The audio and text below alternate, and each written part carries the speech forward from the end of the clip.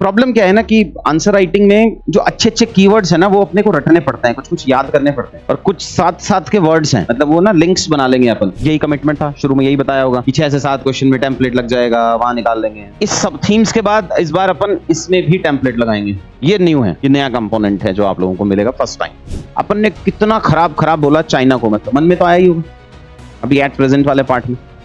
फिर भी trade deficit कितना है चाइना के साथ पता आपको? 100 बिलियन, और 3 साल से $100 बिलियन चल रहा है यार। तो मतलब पेट्रियोटिज्म है, बट सस्ता फोन मिलेगा तो ले लेंगे। और यूएसए के साथ कितना ट्रेड डेफिसिट या सरप्लस है? 30 ईयर से हम सरप्लस में ही चल रहे हैं। तो हम यूजुअली ये कहते हैं कि India has faced the problem of premature D industrialisation.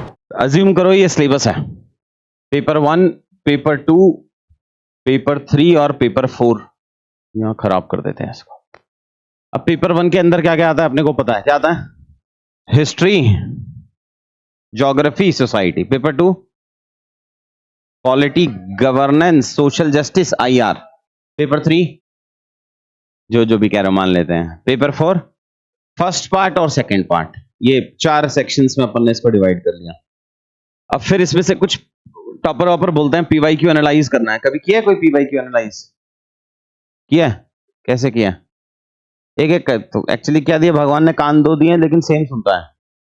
तो अगर 2-4 एक साथ बोलोगे तो मैं हैंग हो जाऊंगा, तो एक एक करके बोलेंगे। मुझे कुछ समझ नहीं आया, कोई और बताओ। समझ गया, बट कैसे देखते हो? कुछ 1-2 एग्जाम्पल दे के बताओ। अब तो 1 महीना हो गया मोटा मोटी पढ़ते हुए। हाँ, मेरे पास ही तो 1 हफ्ता हुआ है। यूपीएससी में तो हो गया। बहुत तो ऐसे करा जैसे 1857 से पढ़ रहे हैं। आज का होमवर्क डालो,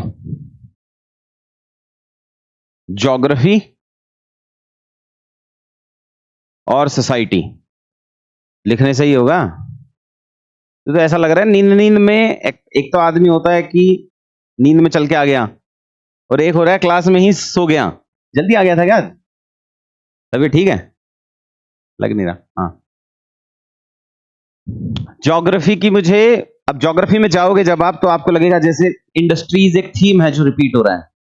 कभी कोई स्टील की इंडस्ट्री पूछ लिया, कभी कोई शेल एनर्जी रिलेटेड इंडस्ट्री पूछ लिया, कभी कुछ और, कभी कुछ उसने मिनरल्स पूछ लिए, कभी लोकेशन पूछ लिया इंडस्ट्री का। तो आपको आज जाके ये काम करना है कि ज्योग्राफी में 10 मोस्ट रिपीटेड सब थीम्स कौन कौन सी हैं। ज्योग्राफी की 10 मोस्ट रिपीटेड सब थीम्स कौन कौन सी हैं, ये तो आज कर लेंगे, एक दिन में हो जाएगा। इसके लिए नॉलेज होना जरूरी थोड़ी है, उसके लिए तो पीवाई के सामने होने चाहिए। बस कितने सवाल आए होंगे ज्योग्राफी के 2013 से अब तक? कितने आए होंगे? एक साल में 7 सवाल लगा लो उन्होंने एवरेज, 10 में 70 सवाल है बस। तो 70 सवाल तो एक आगे पीछे 2 शीट में आ जाते हैं। तो 2 शीट के क्वेश्चन उठाने और उसमें से समझना है। तो 10 सब थीम्स निकालनी है आपको कि अच्छा यार एक इसमें मोटा मोटी एक क्वेश्चन आ रहा है। एक तो ज्योग्राफी का ये होमवर्क हो गया, और दूसरा इको का करोगे क्या? इको करोगे? तो दूसरा इको में, इको कर लो, पूरा कर लो। मैं बता देता हूं, उसके अंदर रिपीटेड निकाल लेना। एक एनर्जी का निकाल के लाओ। ऐसे तो ये सब चीजें हम पढ़ेंगे आगे, बट अभी जितना आप कर सकते हो आप कर लेंगे। एनर्जी निकाल लो, इंक्लूसिव ग्रोथ निकाल लो, पॉवर्टी निकाल लो, और एग्रीकल्चर। बस प्रॉब्लम ये आएगा कि एग्रीकल्चर आपको पेपर 1 में भी मिलेगा, 2 में भी मिलेगा, 3 में भी मिलेगा। सेम पॉवर्टी 1 में मिलेगा, 2 में मिलेगा, 3 में मिलेगा। तो आपको अक्रॉस द पेपर्स ढूंढने पड़ेंगे, अपने साथ 5-6 घंटे बैठना पड़ेगा, मतलब आपको तब जाके कहीं वो निकल के आएगा कि अच्छा ठीक है ये सब थीम्स हैं जो रिपीट हो रही है। मानो पेपर 1 में कुछ थीम्स निकल के आई 5, पेपर 2 में निकल के आई 5, पेपर 3 में निकल के आई 5, 6 आ गई, पेपर 4 में भी निकल के आएंगी 5-6। फिर नेक्स्ट स्टेज पे नेक्स्ट क्लास में पढ़ाऊंगा मैं कि अब कुछ ऐसी थीम्स होंगी जो अक्रॉस पेपर कॉमन है। जैसा मैंने आपको बताया पॉवर्टी, अब poverty has been asked in GS paper 1 as well, 2 social justice में पूछा है, 3 इको में पूछा है, 4 में केस स्टडी एंड ऑल पूछ लिया। तो इसका मतलब पॉवर्टी एक कॉमन सब थीम हो गई। तो 2 तरीके से हम इसको डिवाइड करेंगे, एक पेपर स्पेसिफिक सब थीम्स, जैसे इंडस्ट्रियल लोकेशन है ज्योग्राफी का, वो सिर्फ ज्योग्राफी में ही आएगा, वो पेपर 2, पेपर 3, पेपर 4 में नहीं आएगा। तो कुछ हमें पेपर स्पेसिफिक सब थीम्स निकालनी है और कुछ अक्रॉस कॉमन सब थीम्स निकालनी है। अक्रॉस कौन कौन सी सब थीम्स हो रही हैं वो मैं क्यूपी की जो थीम्स है वो वहीं से आया है। सब थीम जब मैं पेपर स्पेसिफिक पढ़ाऊंगा तो वहां बताते चला जाऊंगा कि यार ये एक सब थीम है जो निकल के आ रही है, ये एक सब थीम है जो निकल के आ रही है। जो मेन थीम है,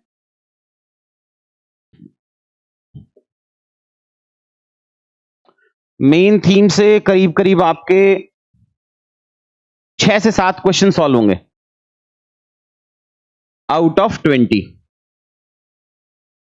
जो सब थीम्स होंगे उससे 4 से 5 क्वेश्चन सॉल्व होंगे हर पेपर में, अगेन आउट ऑफ 20।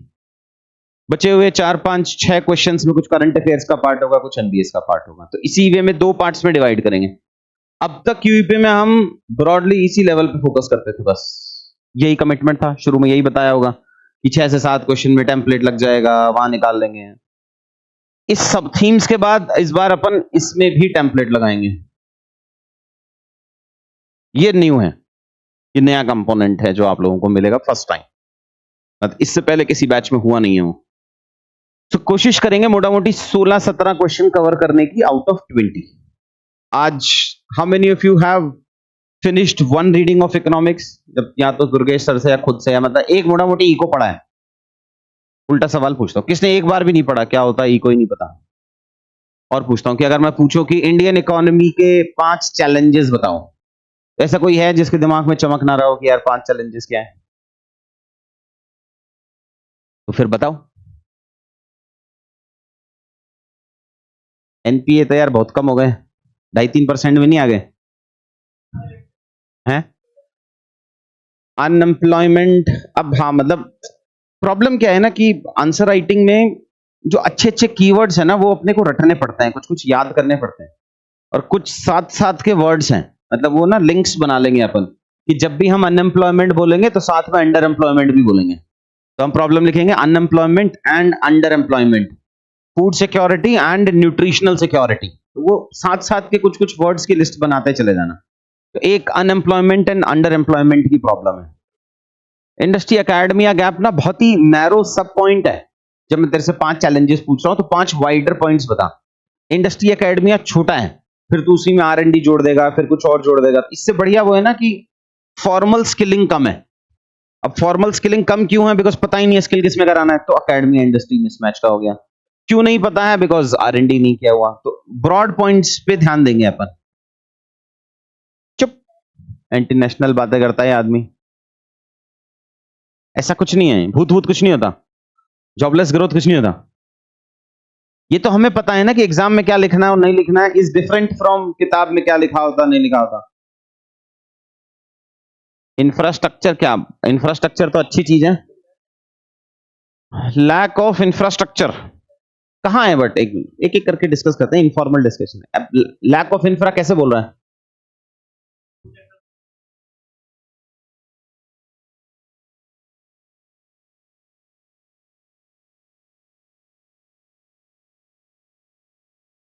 बहुत ही एकदम माइक्रो सा पॉइंट हो गया। रुको रुको, थाम बहुत टाइम है अपने पास, समय की इशू है ही नहीं। वो जो पॉइंट बता रहा है वो ये बता रहा है कि इंफ्रास्ट्रक्चर की कमी है। अब इंफ्रास्ट्रक्चर तो बहुत वाइडर कंसेप्ट है। अगर जब हम पढ़ेंगे इंफ्रास्ट्रक्चर तो infra is divided into 5-6 sections. Infra भाई 2 तरीके का होता है, एक बोलते हैं फिजिकल इंफ्रास्ट्रक्चर, एक बोलते हैं सोशल इंफ्रास्ट्रक्चर। सोशल को ही सॉफ्ट इंफ्रास्ट्रक्चर भी बोलते हैं, फिजिकल को ही हार्ड इंफ्रास्ट्रक्चर बोलते हैं। इसको 2 पार्ट्स में डिवाइड करते हैं। एक होता है ट्रांसपोर्टेशन, ट्रांसपोर्टेशन में आ जाता है rail, road, civil aviation, ship etcetera and all. दूसरा अदर्स, इसमें एनर्जी एंड ऑल ये सेक्शंस आ जाते हैं। सोशल या सॉफ्ट इंफ्रास्ट्रक्चर में एजुकेशन आ जाता है, हेल्थ आ जाता है, एजुकेशन एंड स्किल आ जाता है, टूरिज्म आ जाता है, रिक्रिएशनल एक्टिविटीज आ जाती हैं। इन सबको मिला के ही इंफ्रास्ट्रक्चर कहते हैं। तो तू जो बता रहे ना वो सिर्फ एग्रीकल्चर, एग्री में भी कोल्ड चेन, तो वो बहुत नैरो पॉइंट है, ये कहना चाह रहा हूं। वैसे अगर जो इसने बताया है इसको जस्टिफाई करने के लिए कुछ फैक्ट चाहिए होगा कि कोल्ड चेन की वजह से या फूड प्रोसेसिंग नहीं होने की वजह से वेस्ट कितना हो रहा है, वही अपन फैक्ट शीट्स में पढ़ेंगे। अभी के लिए बता देता हूं 90,000 करोड़ का वेस्ट है हर साल का, एफएओ के डेटा के हिसाब से। एनीवेज, छाड़ वर्ल्ड बैंक और आईएमएफ तो पसंद ही नहीं आ रहे हैं मुझे पिछले 1 हफ्ते से। गुरु सुन तो ले लेकिन उसका, हाँ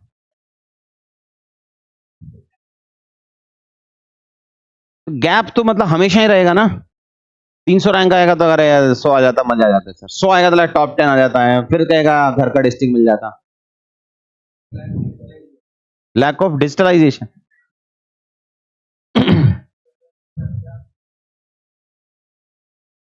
इंडस्ट्रियलाइजेशन, लैक ऑफ इंडस्ट्रियलाइजेशन तो नहीं कहेंगे। दिख, जब हम फाउंडेशन लिया है तूने ना, तो लेना चाहिए था, ताकि तुझे ये समझ में आता कि इंडस्ट्रीज और मैन्युफैक्चरिंग में क्या फर्क है।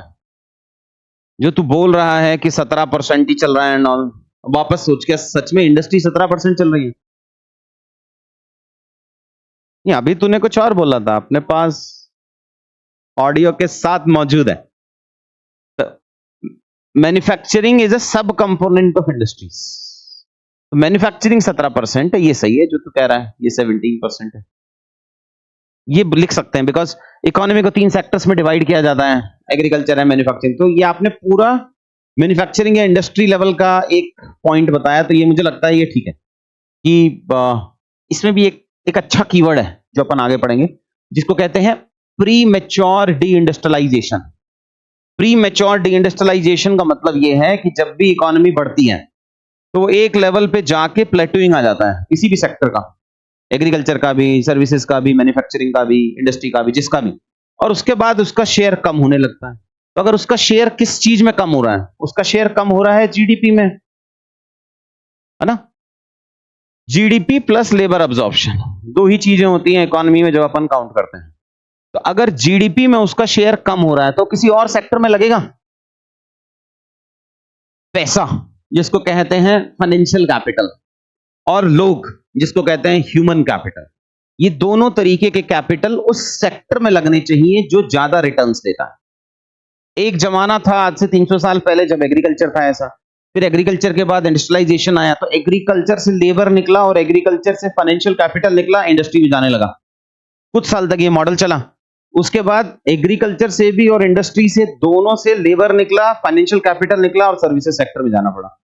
इसको टेक्निकल टर्म्स में कहते हैं स्ट्रक्चरल ट्रांसफॉर्मेशन। ये सब पढ़ेंगे अपन, धीरे धीरे करके आएंगे। आज मैं ये सब क्यों पढ़ा रहा हूं उसका पीछे का एक रीजन है, आगे चल के मैं बताता हूं। तो वो हुआ स्ट्रक्चरल ट्रांसफॉर्मेशन। यहां जो मैंने आपको बताया प्री मैच्योर डी इंडस्ट्रियलाइजेशन, मतलब ये हुआ कि एक लेवल तक बढ़ा और उसके बाद डिप हुआ। इंडिया में deindustrialization premature level पे ही शिफ्ट हो गया सर्विसेज सेक्टर में। तो हम यूजली ये कहते हैं कि India has faced the problem of premature D industrialisation.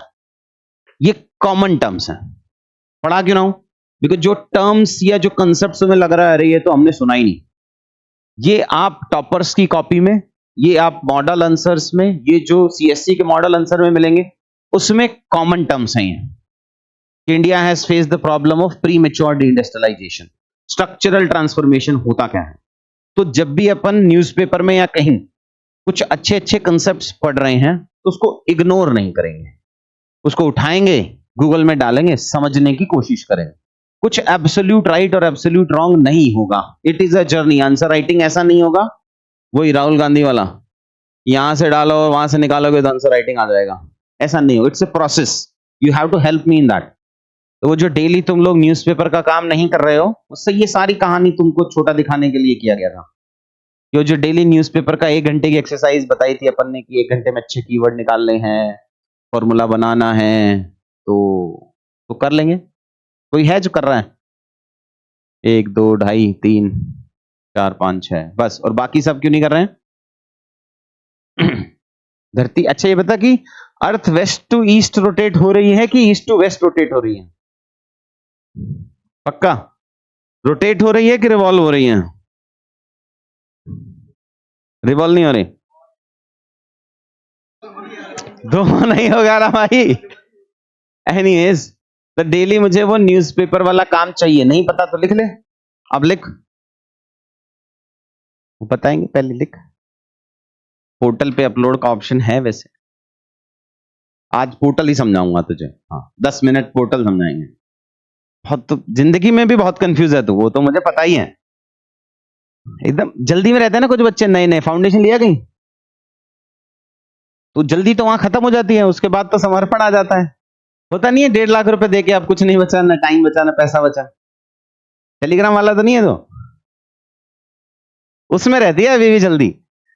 लिखो भाई, डेली न्यूज़पेपर से मुझे 8-10 कीवर्ड्स अपन को अपलोड करने हैं, कुछ कुछ फॉर्मूलाज बनाने की कोशिश करनी है।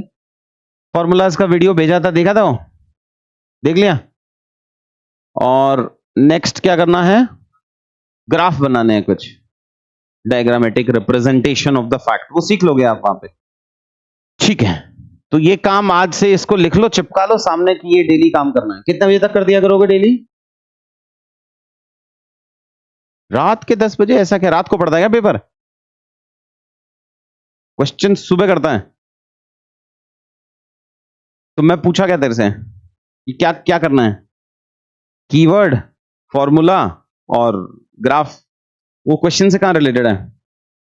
थोड़ी देर में कहेगा ये मेड लेट आती है, उठना लेट, जो जो पूछा वही वही बताने का। मेरे हिसाब से 3-4 बजे तक हो जाएगा। तो लिखो, अपने शब्दों में लिख लो। आजकल तुम्हें समझाने के लिए मेरे को अपना लेवल कम करना पड़ रहा है ऐसा, और मुझे ऐसा इनपुट मिला है मार्केट से कि बच्चे को स्पून फीड करना है। आजकल बच्चे म्यूट करना पड़ेगा।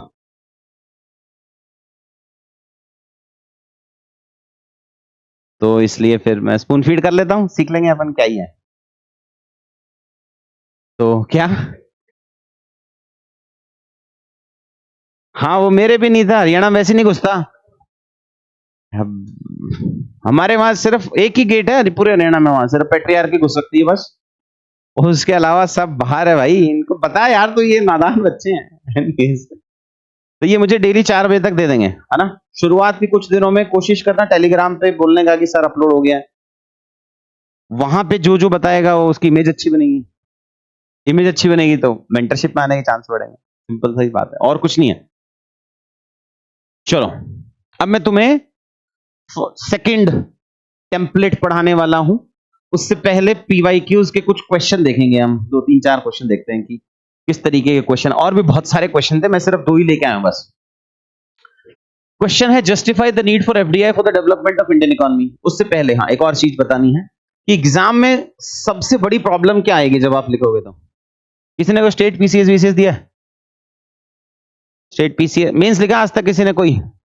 1 2 3 4। सबसे बड़ी प्रॉब्लम क्या आती है? सबसे बड़ा टाइम है कि कुछ और भी है? माहौल अच्छा नहीं लगता सर, बच्चे लिखते रहते हैं, क्या है? तो टाइम की प्रॉब्लम है कि जेनरिक पॉइंट्स की प्रॉब्लम है कि दोनों की है? दोनों मत बोलना है। कंटेंट का इशू है, तो टाइम का इशू नहीं है। तुझे टाइम का इशू है। और बाकी को क्या लगता है क्या इशू होगा जब मेंस लिखोगे तो? Point structuring. और कुछ?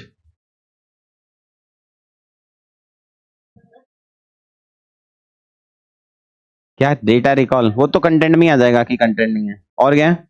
Anybody else? क्या डर लगता है लिखने से?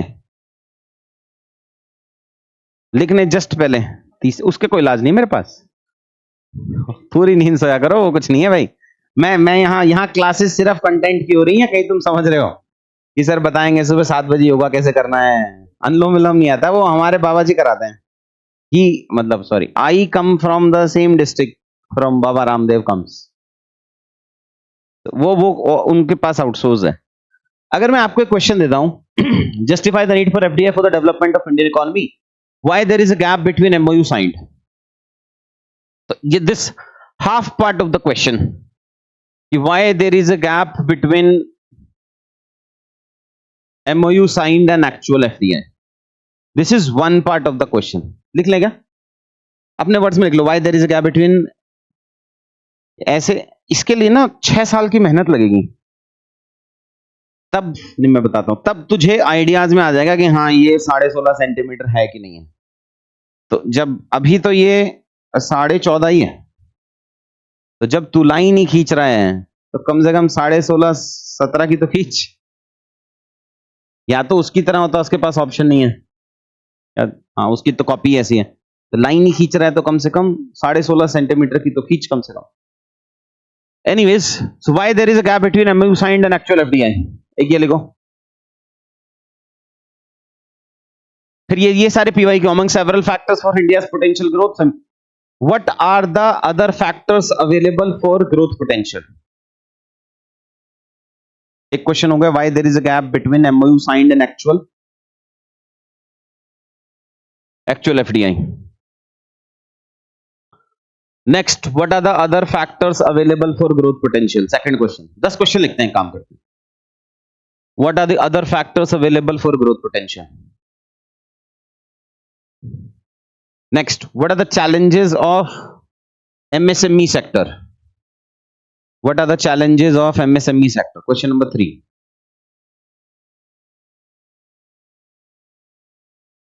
Question number 4. How can India become a $5 trillion economy? How can India become a $5 trillion economy? लिखो क्या 5 ट्रिलियन हो गए हम? तो सवाल लिखा, यही तो हरियाणा में कह रहा हूं ना, बाकी स्टेट्स में तर्क चलता है या कुतर्क चलता है। जो कह रहा हूं उस पर बिल्कुल ध्यान नहीं है, उसको नया पीपीपी टर्म्स में गया, उसमें $10 ट्रिलियन है भाई। नेक्स्ट लिखो, व्हाट आर द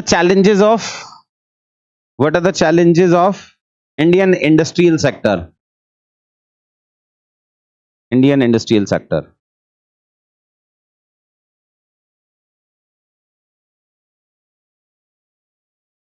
फिर लिखो लैंड रिफॉर्म्स के challenges. Next is challenges of land reforms. Why land reforms were not successful, ऐसा लिख लो। Why land reforms were not complete and successful, ऐसा लिख लेते हैं।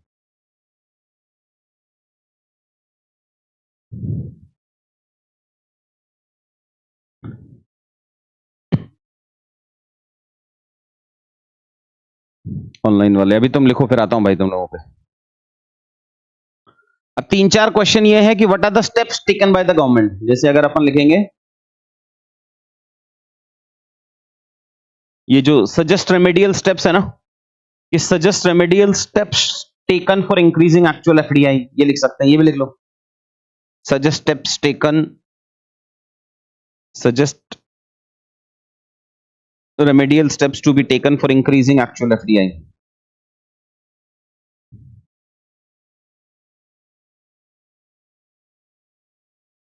और बाकी 3-4 और गवर्नमेंट इनिशिएटिव्स के क्वेश्चन लगा लो। अब इन सारे क्वेश्चंस का आंसर सेम है।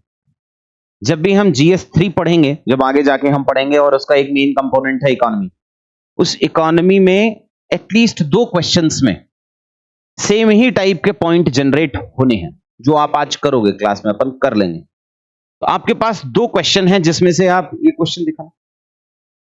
कौन कौन से क्वेश्चन में कंफर्टेबल हो आप वैसे? Why there is a gap between MOU signed and actual FDI? How many of you are comfortable? 1 2 3 4 5 only. What are the other factors for potential growth? 1 2 3 4। ठीक, इसके सामने एक क्वेश्चन मार्क लगा लो, कुछ बच्चे हैं इसमें। चैलेंजेस ऑफ एमएसएमई, ये सबसे ज्यादा है। How can India become $5 trillion economy? Challenges of Indian industrial sector. एक मेरा बच्चा एक्चुअली हॉस्पिटलाइज है, इसलिए मुझे फोन आज इस पर रखना पड़ रहा है। How can India become, sorry, challenges of Indian industrial sector. Why land reforms were not complete and successful. 1 2 3 4। और suggest steps to be taken for improving FDI. तो चैलेंजेस ऑफ एमएसएमई लिख लेते हैं, है ना। सो मैं तुम्हें पहले टाइम समझाता हूं कि ये टाइम का मैकेनिक्स चलेगा कैसे। एक 10 मार्कर क्वेश्चन के लिए आपको 7.5 मिनट लगते हैं, 7.2 लगते हैं, मैं 7 मिनट मान लेता हूं, बिकॉज क्वेश्चन पता है अपने को। उस 7 मार्कर क्वेश्चन में या 10 मार्कर क्वेश्चन में 3 पार्ट आपको लिखने होते हैं। एक इंट्रो होता है, एक बॉडी होता है, और एक कंक्लूजन होता है। इंट्रो रफली कितने टाइम में हो जाता होगा? अपन ने पढ़ा ही ना, 3 लाइन में लिखना है, तो कितने टाइम में हो जाएगा? तो सीधा 20 से 40 हो गया, तेरा स्टैंड ही नहीं है यार, कोई डबल हो गया। 40 सेकंड तुम्हें ही बताना है भाई, मुझे तो आता ही है, तुम्हें ही तो बताना है, वही तो ठीक करना है। इंट्रो कितने टाइम में हो जाना चाहिए? अच्छा, और डिवाइड करता हूं, बॉडी के 2 पार्ट होते हैं। कोई भी क्वेश्चन उठा लोगे 10 मार्कर, यूजुअली सीएससी में 2 पार्ट पूछते हैं। Why there is gap between MOU FDI in MOU signed and implementation? What are the remedial steps taken? तो दो पार्ट होते हैं इसमें, उस हिसाब से सोच के बताओ कि इंट्रो कितने टाइम में होना चाहिए। 1 मिनट। तो तू कह रहा है 1 मिनट में ये और 1 मिनट में कंक्लूजन, बाकी 5 मिनट में। तो तू कह रहा है 2.5 मिनट में ये और 2.5 मिनट में है। अच्छा, अब इसको लाइन बाय लाइन डिवाइड करना हो, जो मैथमेटिक्स वहां से समझाई थी कि इंट्रो 3 लाइन का होना चाहिए और बॉडी में कितनी लाइन होनी चाहिए, तो शब्द बाय शब्द डिपेंड करता है ना। थोड़ा सा हल्का सा और सोच के बताओ, रीजनेबल रिप्लाई दो। हाँ, उसके बाद घास काटनी होती है, उसके बाद क्या दिमाग लगाना है, सारा दिमाग वहां फिर पढ़ देते हैं कुछ भी। सही बात है, बट लॉजिकल सेंस में कितना लगना चाहिए वो बताओ। है चलो 40 सेकंड पे डन करते हैं। 40 सेकंड इसका और 40 सेकंड इसका, मोटा मोटी 1.5 मिनट में ये फिनिश कर देते हैं। तो इसके लिए कितना बचा बॉडी के लिए? 5.5 में 2 पार्ट पूछा है, तो एक पार्ट के लिए कितना बचा? 2.75। 2.75 को 4 से मल्टीप्लाई करोगे तो कितना आएगा? 10.11। ये कौन सा मैथ्स है भाई? ओनली 11। तो आपके पास है 11 मिनट, और आपको सिर्फ एक पेज पे, one side of the page पे ये लिखना, what are the challenges of MSME sector. शुरू हो जाओ।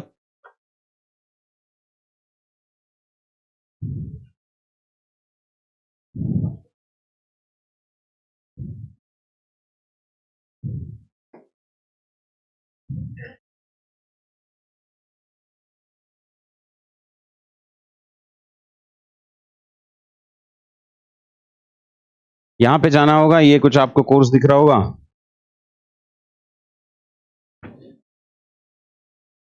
फिर ये स्लो चलता है।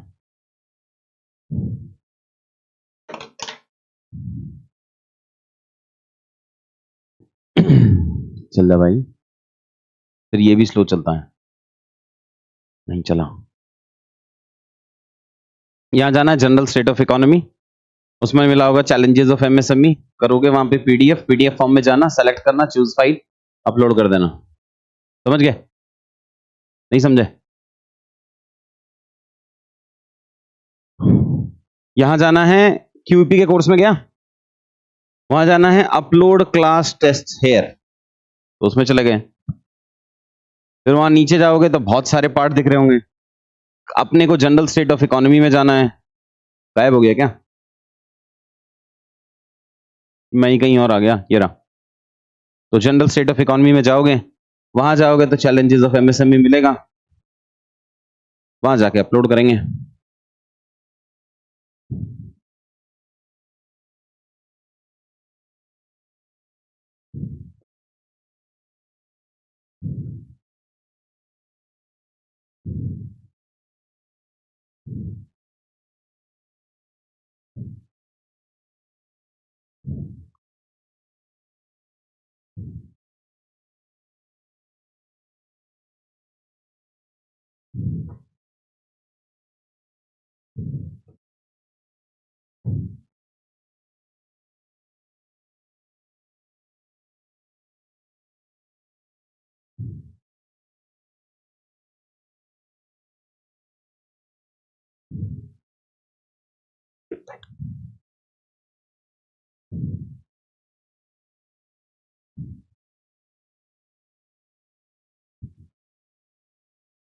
चलो जल्दी जल्दी करो, 3 बच्चों ने क्या अभी तो।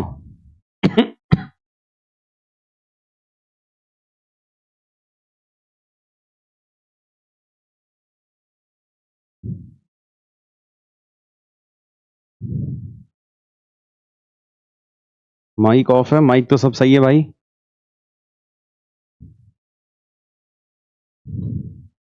अंकुश, इसी को मैं तेरी इज्जत कह रहा था उस टाइम में।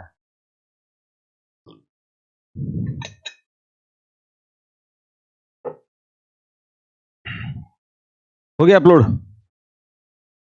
एरर आ रहा है, वो कह रहा है फोन चेंज करना है। तो जेपीजी है क्या? हाँ तो हाँ नहीं है ना, जो इतना ऑब्वियस लगता है वो होता नहीं है ना। पीडीएफ बनाना भाई, पीडीएफ इसलिए मांगते हैं कि वो यूजली एक पेज से ज्यादा के आंसर लिखवाते हैं, तो वो एक सिंगल पीडीएफ फॉर्मेट करके करेंगे। कितना कितना अपलोड हो गया?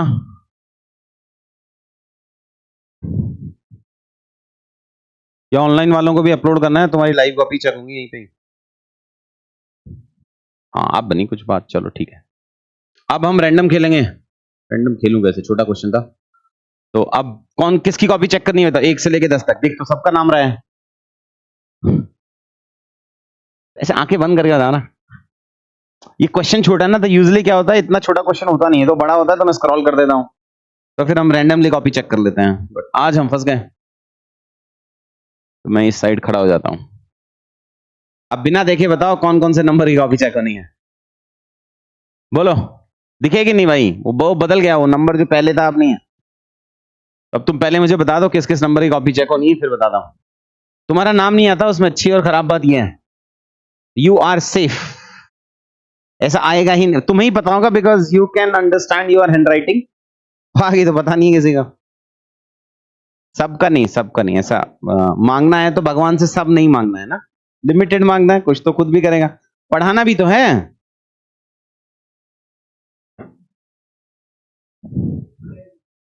अगर सी सेट तेरा पास नहीं हुआ ना, तो बताओ मैं प्राइम नंबर में।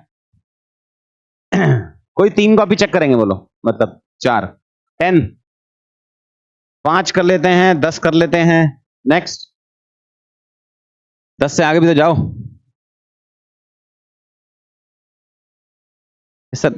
17 कर लेते हैं, ठीक है। और कोई?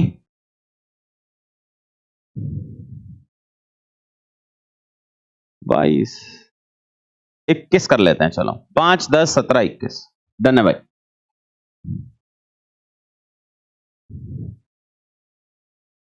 18 है, कोई नहीं, आ जाएंगी। 5,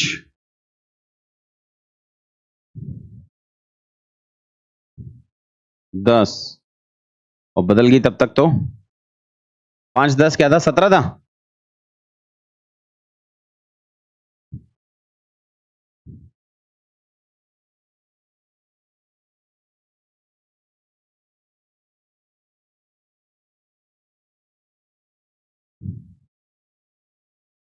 एक तो नेक्स्ट टाइम से हम क्या करेंगे, नेक्स्ट टाइम से वैसा स्कैनर यूज करेंगे जो इसको थोड़ा वाइट बना देता हो, क्योंकि जितना खराब ये होगा उतना खराब ऑडियो फीडबैक मिलता है अपने को। चैलेंजेस ऑफ एमएसएमई सेक्टर, इतना कहा, इतना हाथ से लिखवाया, सबने भेजा, ये सब अक्सा गए। अक्सा बनेगा ना। एक तो फर्स्ट तो हेडिंग वाला गड़बड़ है।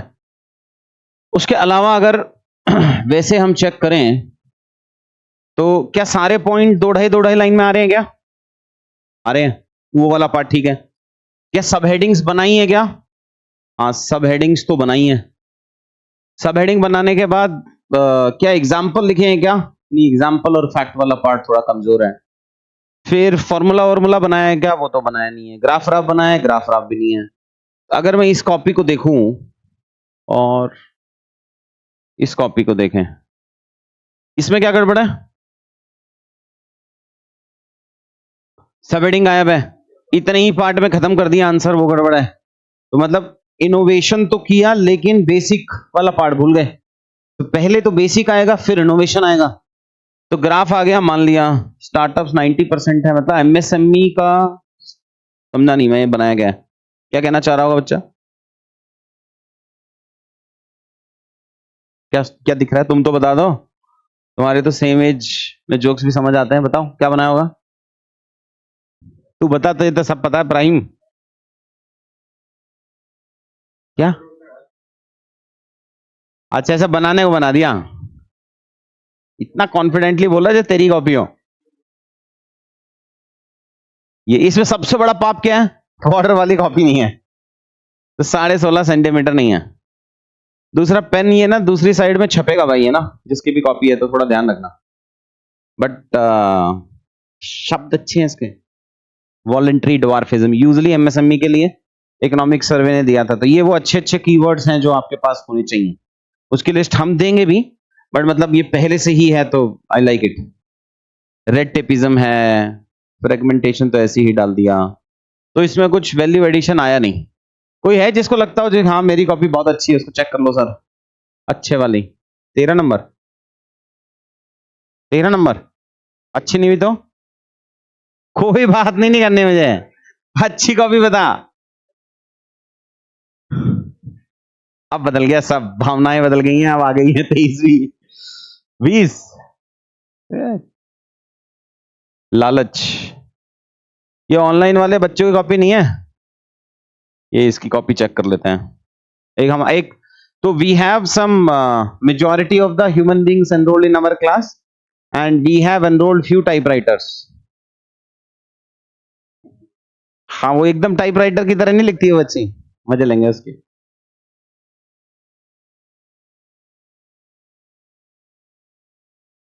पहले मुझे ऐसा लगता था कि उसकी बहन के आंसर बहुत अच्छे हैं, फिर मुझे ये मिला, ये तो नहीं है, गलत नाम सर्च कर लिया क्या। बट अगर आंसर्स में देखे तो मिसिंग मिडल सिंड्रोम, अच्छे अच्छे कीवर्ड तो पकड़ लिए तुमने, नई लिस्ट बना लिए क्या, कीवर्ड्स की लिस्ट बनानी शुरू किए क्या, किसने किया। और तू ऐसे ही हाँ भर रहा है, वो कहता ना पीयर प्रेशर।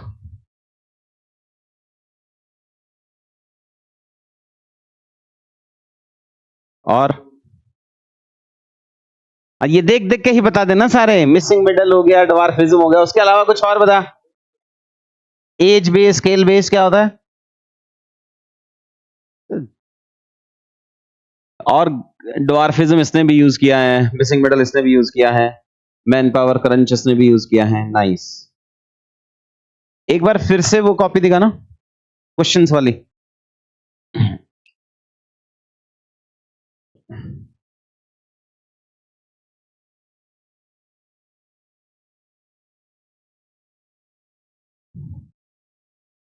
लास्ट में लिखवाऊंगा एक और आंसर।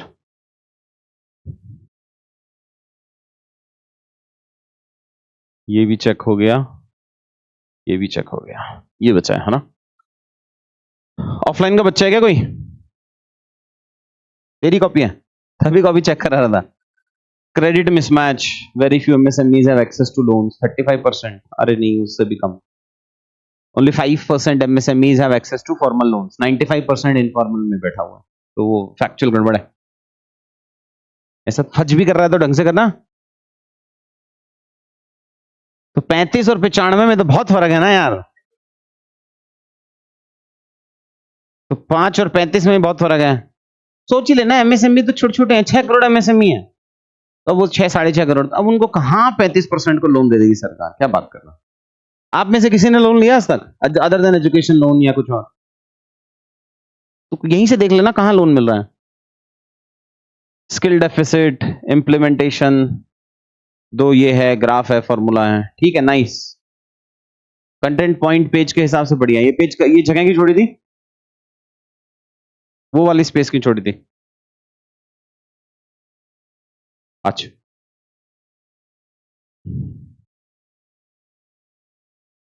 किसकी कॉपी चेक कर ली थी हमने इसमें से, नीचे वाले, ये देखें, टाइपराइटर नहीं है अभी, सारी यार। देखो ऐसा एकदम स्ट्रेट लाइन में लिखता है वो, है ना। टैलेंट क्राइसिस, फाइनेंशियल एक्सक्लूजन, वो भी भूल जाता है कि अब सब हेडिंग है तो बॉक्स में डालना है, उसका फॉन्ट बड़ा भी हो सकता है थोड़ा सा, ठीक है। एग्जाम्पल भी है, ये क्या लिखा है, 201 करोड़, ये एल से लैख बना देगा, के भी तो लिखना पड़ेगा, सोर्स भी लिख रहा है, ईयर भी लिख रहा है, और रियल टाइम में भी लिख रहा है। कंपटीशन तो है बाबू, है ना, नहीं हो रहा फील कि अपन मान नहीं चुके, छड़ो ये सब, एक ही सीट तो है, खत्म, हटाते हैं, ऐसा। तो इसके एक्सप्रेशन मुझे ऐसे ही लग रहे हैं एकदम, हैं। कैसा मोह माया है सर, कहाँ हो, मैं कह रहा हूं हर पॉइंट में एग्जांपल है, ग्राफ भी दिख रहा है, फॉर्मूला नहीं दिख रहा है बस, but otherwise this point, track transition lag, rhythmic keywords भी हैं, technology transaction, shadow sector, first keyword, first alphabet, second alphabet, मैं तो कह रहा हूं यहां मिस कर दिया इसने बस, टैलेंट क्राइसिस में। लिक्विडिटी लीकेज, और इसके पीछे का काम देखा है कभी मैंने ग्रुप में, इसका असाइनमेंट शेयर किया है, नॉट आंसर्स, असाइनमेंट, जो उस असाइनमेंट में बनाया है, एक शेयर कर देता हूं, एक शेयर कर रहा हूं भाई,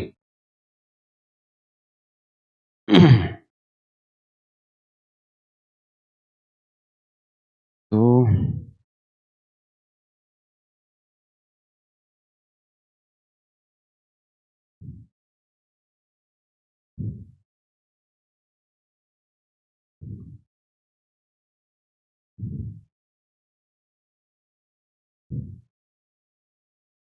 डिजिटल इंडिया चाहिए तुम्हें, मैं टॉपिक बता देता हूं कि पावर्टी चाहिए, पावर्टी तो नहीं चाहिए, एनर्जी चाहिए कि जनरल स्टेट ऑफ इकोनॉमी चाहिए। General state of economy they देते हैं, है ना। उसमें से कुछ का मैंने उनको फीडबैक दिया था कि प्रैक्टिकली ये बनेंगे नहीं, तो उनको सिंप्लीफाई कर देना, बाकी सब 2026। देखो एक पीडीएफ भेजी है टेलीग्राम पे।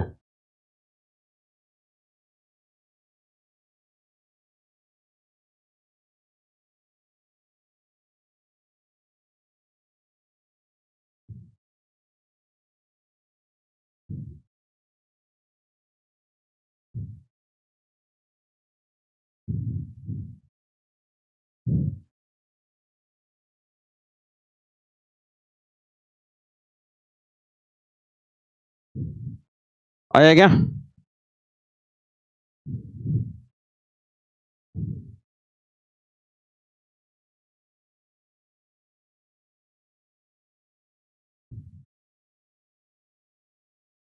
सारे कीवर्ड्स अच्छे नहीं है, कुछ मुझे इसमें से उसको मेलो डाउन कराना पड़ेगा, बट ब्रॉड में उस ये आंसर लिखने के पीछे की मेहनत आपको देखनी है, वही मेरे को आपको दिखाना था। समझ गए? अब अपन को क्या दिखता है? अपन को दिखता है वो आंसर जो यहां पे लिखा हुआ है, अपन वो पीछे वाला पार्ट भूल जाते हैं, वो कि उतना मेहनत और उसको बनाने के पीछे भी मेहनत होगी, क्योंकि मैंने तो कुछ दिया नहीं। अपन उसको भी उतना ही एक्सेस है जितना तुम्हें एक्सेस है। तुम्हें भी एक फैक्ट शीट मिला होगा, उसको भी एक फैक्ट शीट मिला होगा ब्रॉडली। बाकी हाँ घर पे सपोर्ट मिल जाता है, बिकॉज उसकी बड़ी बहन पहले से तैयारी कर रही है, तो वो अलग कहानी है। और फिर कितना परसेंट होगा? वो 20% होगा बस। 80% तो फिर भी खुद की मेहनत होगी। तो मतलब वो उतनी अपन को भी एफर्ट डालने पड़ेंगे, तब कहीं जाके वो आंसर्स निकलेंगे। अपन को सीधा ये दिखता है और फिर लगता है कि अरे यार एक सीट छोड़ देते हैं, है नहीं, उसके पीछे वाला एफर्ट डाल लेंगे तो ऐसा आ जाएगा, क्योंकि वो बहुत सारा ट्रांजिशन मैंने देखा है कि कितने कितने सिंपली वे में अपन उसको निकाल सकते हैं। अब पीछे आता हूं कि यहां तक आया कैसे होगा। जो मैंने 10 सवाल लिखवाए हैं आपको, उसमें से एक क्वेश्चन अपन ने पहले लिख लिया। अब मैं आपको कुछ पढ़ाऊंगा, अगले आधे घंटे अपन ने पढ़ाई करनी है, उसके बाद आधे घंटे बाद एक और आंसर लिखेंगे। हो सकेगा तो सेम भी लिख सकते हैं, चैलेंजेस ऑफ एमएसएमई लिख सकते हैं, वही लिखेंगे। थोड़ा दिमाग लगाएंगे और कम टाइम में लिखेंगे। अब 10 मिनट मिला था, 9 में लिख लिया था, तब 5 मिनट दूंगा और फिर डिफरेंस समझेंगे कि टेम्पलेट क्यों यूजफुल है।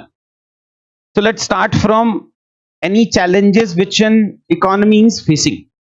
जब भी मैं किसी सामने देखेंगे ओसिया, जब भी हम किसी इकोनॉमी की बात करते हैं तो उसमें कुछ मैक्रो इकोनॉमिक इंडिकेटर होते हैं जो बताता है कि इकोनॉमी अच्छा कर रहा है कि इकोनॉमी खराब कर रहा है। आपने प्रीलिम्स में अगर इंडेक्स पढ़ा होगा बुक्स का, कोई भी आप किताब पढ़ रहे हो, रमेश सिंह या नितिन कोई भी किताब पढ़ रहे हो, तो उसे पढ़ा होगा ना, एक इन्फ्लेशन होता है, एक बैंकिंग सेक्टर होता है, एक बैलेंस ऑफ पेमेंट होता है, एक मॉनेटरी पॉलिसी होता है, अलग अलग फिस्कल है, अलग अलग कंपोनेंट्स हैं। क्या जब भी कोई इशू आए कि भैया एमएसएमई के चैलेंज क्या है, इंडिया में एफडीआई क्यों नहीं आ रहा, या कैसे एफडीआई बढ़ा सकते हैं, $5 ट्रिलियन कैसे बनेगा, अगर मैं उन्हीं पैरामीटर्स को एक टेम्पलेट बना लूं और बोलूं इन सबको सुधार दो, तो अपने आप सुधर जाएगा, 5 ट्रिलियन हो जाएगा। या इंडिया में एफडीआई क्यों नहीं आ रहा, बिकॉज यही चैलेंजेस हैं। तो अगर मैं उनको निकालूं तो फिर उनको याद करने की प्रॉब्लम आएगी। याद करने को सिंप्लीफाई करते हैं। अपन ने प्री में पढ़ा होगा कि अगर कोई भी नई कंपनी बनानी है, if you have, everybody is comfortable with English, right? Online वाले भी बता देना यार। So if I have to set up any business, I need 4 factor inputs. Land चाहिए, लेबर चाहिए, कैपिटल चाहिए, एंटरप्रेन्योरशिप चाहिए। तो मतलब 4 पॉइंट तो मेरे फिक्स हो गए, बिकॉज एमएसएमई भी आएगा तो कहीं बेस बनाएगा, इंडस्ट्री भी आएगा तो कहीं बेस बनाएगा, एफडीआई आएगा तो कहीं बेस बनाएगा, इंप्रूव करेंगे तो ये सारी चीजें कर देते हैं, ईज ऑफ डूइंग बिजनेस वाले। तो 4 पॉइंट तो मेरे फिक्स हो गए। अब उन 4 पॉइंट को एज इट इज मैं यूज नहीं कर सकता, because that will become too predictable. I have to come up with some sub points under land. जब भी मैं लैंड की बात करता हूं तो मुझे लगता है कि यार उसमें ना लैंड एक्विजिशन में बड़ी प्रॉब्लम आती है, लैंड क्लियरेंसेज नहीं हो पाती है, ease of doing land acquisition नहीं है, ईज ऑफ डूइंग बिजनेस नहीं है, लैंड से रिलेटेड टैक्सेशन बड़े ऊपर नीचे हैं। तो मैं इन 4-5 पॉइंट्स को क्लब करके लैंड में डाल लेता हूं। तो land is further divided into 2-3 components, like FDI नहीं आ रहा है इसमें, तो अगर एमएसएमई का चैलेंज आएगा तो लिखेंगे ना कि एमएसएमई में एफडीआई नहीं आ रहा है because of land issue. Corruption का प्रॉब्लम है, क्लियरेंस का प्रॉब्लम है, टैक्सेशन का प्रॉब्लम है। अब मैं यूजुअली अगर वो टर्म लैंड यूज करूंगा, इट्स टू कॉमन टर्म, तो उसकी जगह मैं कोई एकेडमिक कीवर्ड से उसको रिप्लेस कर देता हूं।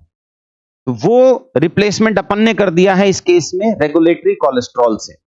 अब रेगुलेटरी कोलेस्ट्रॉल का मतलब शायद मैंने बताया होगा, कोलेस्ट्रॉल क्या करता है, कोलेस्ट्रॉल स्लो डाउन कर देता है बॉडी को, यही तो एक कैरेक्टरिस्टिक फीचर है कोलेस्ट्रॉल का। रेगुलेटरी कोलेस्ट्रॉल मतलब रेगुलेटर ने आके उसको स्लो डाउन कर दिया, उसको कहते हैं regulatory cholesterol. Can be used for those regulators who are actually slowing down. Regulator बने क्यों थे? अब अपन को इवोल्यूशन पता होना चाहिए कि जब 1947 में देश इंडिपेंडेंट हुआ, फिर इंडस्ट्रियल पॉलिसीज आई, फिर हिंदू रेट ऑफ ग्रोथ आया, फिर 1990 में एलपीजी रिफॉर्म्स आए। एलपीजी रिफॉर्म्स आने से अगर प्राइवेटाइज करना है तो आपको ऑटोनोमस बॉडी को बनाना पड़ेगा, वही गवर्न करेंगी, वरना नहीं चलेगा, इसलिए रेगुलेटर्स आए। तो आप ज्यादातर रेगुलेटर्स और उनकी स्टैट्यूटरी स्टेटस देखोगे तो 1990s में बने हैं सब। सेबी पहले बन गया था, स्टैट्यूटरी स्टेटस बाद में मिला। एडा देख लो, पीएफआरडीए देख लो, ये सारे रेगुलेटर्स उसी टाइम पे बने। लेकिन अगर रेगुलेटर ही स्लो डाउन कर दे तो उसको कहते हैं रेगुलेटरी कोलेस्ट्रॉल। कोई एग्जांपल? ट्राइब्यूनल सुना आपने? तो ट्राइब्यूनल्स का काम तो ये था कि जो जुडिशरी पे बर्डन है केसेस का वो कम कर दें, बट सारे ट्राइब्यूनल के केसेस जुडिशरी में चले जाते हैं, तो एक एक्स्ट्रा लेयर ही तो ऐड हुआ बस। तो क्या हम कह सकते हैं tribunals is an example of regulatory cholesterol?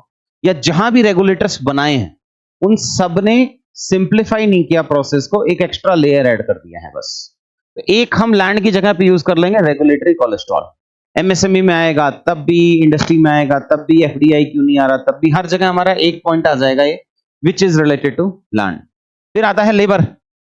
Independently हमें सारे पॉइंट्स पता है, बट मुझे कोई तो स्ट्रक्चर डालना पड़ेगा ना, किसी ढांचे में डालना पड़ेगा, बिकॉज इन सब 10 में से आएगा तो एक ही सवाल, बट मैं हर 10 को अलग अलग नहीं पढ़ सकता हूं। जो भी अपन ने पढ़ा, पढ़ना अपन को एक ही तरीका है। लेबर में मेजर प्रॉब्लम, अगर आपको पता हो कि ease of doing business World Bank निकालता था, अब तो बंद कर दिया। चाइना वहां पहुंच गया, सऊदी अरेबिया पहुंच गया था, उन्होंने कुछ कुछ घोटाला किया तो वर्ल्ड बैंक ने बोला पहले इसको सुधारेंगे फिर निकालेंगे। तो 3-4 साल से कोई रैंकिंग नहीं आ रही है उसकी, नहीं तो अपन टॉप 15 पहुंच गए होते। 63 थी लास्ट। उस 63 में और ease of doing business 10 parameters के बेसिस पे आती है। कंपोनेंट क्या है वो मैं चलो मैं मान लेता हूं कि नहीं पता अपने को, बट ये प्री में ऑलरेडी पूछा हुआ है कि which of the following is not a component of ease of doing business. 10 component है ये पता है, उसमें से एक था कॉन्ट्रैक्ट एनफोर्समेंट। हम ज्यादातर रैंकिंग्स में अंडर 100 थे, कॉन्ट्रैक्ट एनफोर्समेंट में अपन 150 के भी बात थे। मेजर प्रॉब्लम इंडिया में है कॉन्ट्रैक्ट एनफोर्समेंट की, ट्रस्ट नहीं है। उतना स्ट्रॉन्ग कॉन्ट्रैक्ट बनाते हैं फिर कहते हैं जाने दे कोर्ट में देख लेंगे कौन सा केस आएगा। तो contract enforcement is a major problem in terms of labour, both for labour also as well as for employer as well. तो एक पॉइंट अपन कॉन्ट्रैक्ट एनफोर्समेंट का डाल सकते हैं यहां पे। स्किल का भी डाल सकते हैं, स्किल्ड लेबर। फिर हो गया आईपीआर एंड आरएनडी। ये अपने को पता है कि आरएनडी एक्सपेंडिचर अपना 30 साल से 0.6-0.7% पे स्टेगनेंट है। फिर आया कैपिटल। कैपिटल जैसा मैंने आपको बताया कि अलग अलग तरीके का होता है, ह्यूमन कैपिटल है, फाइनेंशियल कैपिटल है, धीरे धीरे पढ़ेंगे सोशल कैपिटल भी होता है। अगर सोसाइटी एक दूसरे पे ट्रस्ट करेगी तो कॉन्ट्रैक्ट एनफोर्समेंट का तो इश्यू नहीं आएगा। तो कैपिटल मतलब एक्सेस टू क्रेडिट, लोन वोन की सेवाएं होनी चाहिए। राइजिंग एनपीए पहले प्रॉब्लम था, अब प्रॉब्लम बचा नहीं तो छोड़ देंगे, बट हो सकता है 2 साल बाद फिर आ जाए। पब्लिक इन्वेस्टमेंट, एक प्राइवेट इन्वेस्टमेंट होता है, एक पब्लिक इन्वेस्टमेंट होता है। पब्लिक इन्वेस्टमेंट मतलब गवर्नमेंट का इन्वेस्टमेंट, प्राइवेट मतलब प्राइवेट लोगों का इन्वेस्टमेंट। प्राइवेट इन्वेस्टमेंट वहीं आएगा जहां रिटर्न ज्यादा आएगा। पब्लिक इन्वेस्टमेंट 2 काम करता है, एक तो वो उन सेक्टर्स में आता है जो प्रॉफिट कमाने लायक नहीं है। तो आप देखोगे रेलवेज के अंदर गवर्नमेंट इन्वेस्ट कर रहा है, बीएसएनएल अभी भी कंटिन्यू है, क्यों? बिकॉज उन हिंटरलैंड एरियाज में प्राइवेट वाला सर्विस देगा नहीं। अपने देखा दिल्ली मेट्रो चला, गवर्नमेंट ने चलाया। एयरपोर्ट वाला चलाया रिलायंस ने, थोड़े दिन बाद रिलायंस बोला रेट बढ़ाएंगे, सरकार ने बोला रेट नहीं बढ़ा सकते हैं, तो बोला मैं नहीं कर पाऊंगा, छोड़ दिया। सेम वेंट फॉर मुंबई वाला ऑल्सो। अगर रिटर्न्स नहीं आएंगे तो प्राइवेट सेक्टर नहीं आएगा, बट वहां पे India is a socialist economy, चाहिए तो सही। तो इसका मतलब पब्लिक इन्वेस्टमेंट कैन, एक टेक्निकल टर्म यूज होता है क्राउड इन, तो दो वर्ड होते हैं, क्राउड आउट और क्राउड इन। सुना है? क्राउड आउट मतलब उसको धक्का मार के बाहर निकाल देता है, और क्राउड इन मतलब उसको इंसेंटिवाइज करता है उस सेक्टर में इन्वेस्ट करने को। तो public investment can crowd in the private investment, लेकिन अगर कम करोगे तो, मान लो 100 करोड़ का प्रोजेक्ट है और सरकार अगर 20 करोड़ लगा रही है तो प्राइवेट वाला लगा देगा, क्योंकि सरकार लॉस थोड़ी करेगी 20 करोड़ का। लेकिन अगर सरकार ही 80 करोड़ लगा रही है तो प्राइवेट वाला नहीं आएगा, उसके लिए कोई इंसेंटिव नहीं है। तो too much of public investment will crowd out the private investment, optimal amount of public investment will crowd in the private investment. तो हमें पब्लिक इन्वेस्टमेंट चाहिए। एक और क्या चैलेंज था? एनबीएफसी। तो शायद आपने IL&FS क्राइसिस सुना होगा, सुना था कभी? एक एनबीएफसी था, गवर्नमेंट का भी था शेयर, बार बार जापान विपान का भी इन्वेस्टमेंट था। तो एनबीएफसीज होते क्या है वैसे? ये क्या बला है ये? हाँ, एक सोशल कॉन्ट्रैक्ट है कि अगली बार से फुल फॉर्म नहीं बताओगे। फुल फॉर्म मुझे आता है, तो मैं कुछ वो उस कंसेप्ट का बताना है कि होता क्या। डिपॉजिट टेकिंग नहीं होता एनबीएफसी, प्री फेल कुछ, मतलब कितने, कुछ 100% में से कितने होंगे? 20% के आसपास। झूठ का अलग अलग लेवल होता है, एक होता है नॉर्मल झूठ, सादा झूठ, एक होता है कॉन्फिडेंट झूठ, एक होता है पाप। पाप हम उसको कहते हैं जब हम फर्स्ट सीट पे बैठते हैं, टीचर की आंखों में आंखें डालते हैं और उसको फैक्चुअल लाई बताते हैं। तो deposit taking NBFCs are less than 0.5%। पहले था, आप सही कह रहे हो, 10% था, बट वो 2009-2010 तक था बस। उसके बाद में deposit taking NBFCs almost negligible, but pre के हिसाब से तो लेते हैं, तो उस हिसाब से मैंने बताया कि there are deposit taking NBFC. तो फिर अलग कैसे हैं बैंक से? एनबीएफसीज हम इंडिया में बोलते हैं, जनरल इकोनॉमिक्स में टर्म है शेडो बैंक्स। तो इनको शेडो बैंक्स बोला जाता है, मतलब बैंक जैसी हरकतें करती हैं, बैंक की परछाई है, तो बैंक जैसा काम करते हैं, बस वो बैंक में नहीं। एनबीएफसीज फिर अलग क्यों बने हैं? कुछ हल्का सा बताओ, जल्दी जल्दी बताओ। ठीक है, मान लेते हैं कि बैंक्स का जो सेटअप कॉस्ट है वो महंगा है, रेगुलेशन ज्यादा है, तो डॉक्यूमेंटेशन ज्यादा इंश्योर करना पड़ता है। एनबीएफसी जो होते हैं वो थोड़ा क्लोजर टू क्लाइंट्स रहते हैं, तो कम पैसे में भी सर्विसेज प्रोवाइड करा पाते हैं, उसको एनबीएफसी बोलते हैं। मोटा मोटी ये समझ लेते हैं। चलो, एनबीएफसीज में फिर क्या इशू है? बहुत सारे टाइप के एनबीएफसीज होते हैं, एनबीएफआई होते हैं एक्चुअली, अभी छोड़ो, बट हाँ ठीक है। माइक्रो फाइनेंस इंस्टीट्यूशंस, निधि विधि, ये वो सब अलग अलग तरीके का होता है, तो अलग अलग रेगुलेटर हैं उसके, तो बड़ा कॉम्प्लेक्स सा सिस्टम बना हुआ है। कुछ स्टेट गवर्नमेंट में आता है, कुछ नाबार्ड में आता है, कुछ आरबीआई में आता है, कुछ अनरेगुलेटेड आते हैं, तो अलग अलग तरीका हो गया। तो चलो, एनबीएफसीज का रेगुलेशन का सिस्टम कॉम्प्लेक्स है। Land, labour, capital, entrepreneurship. Entrepreneurship क्या होता है भाई? बोल बोल।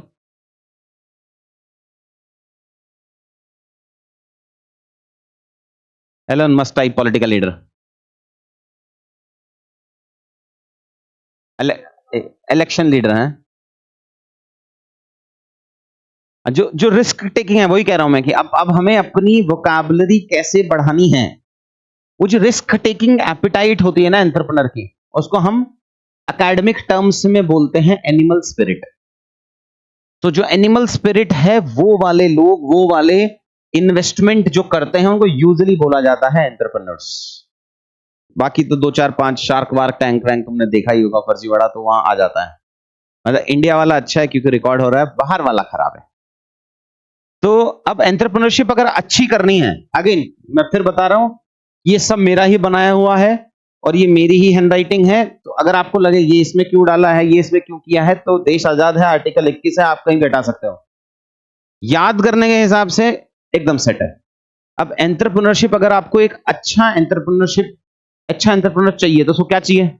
उसको चाहिए कि भाई जहां मैं कंपनी सेटअप करूं, उसके आसपास में रोड हो, इलेक्ट्रिसिटी का कनेक्शन हो, सब कुछ कंपोनेंट मिले, प्लस मुझे सोशल स्किल वाले लोग मिले, स्किल्ड लेबर मिले, वो सारी चीजें भी होनी चाहिए।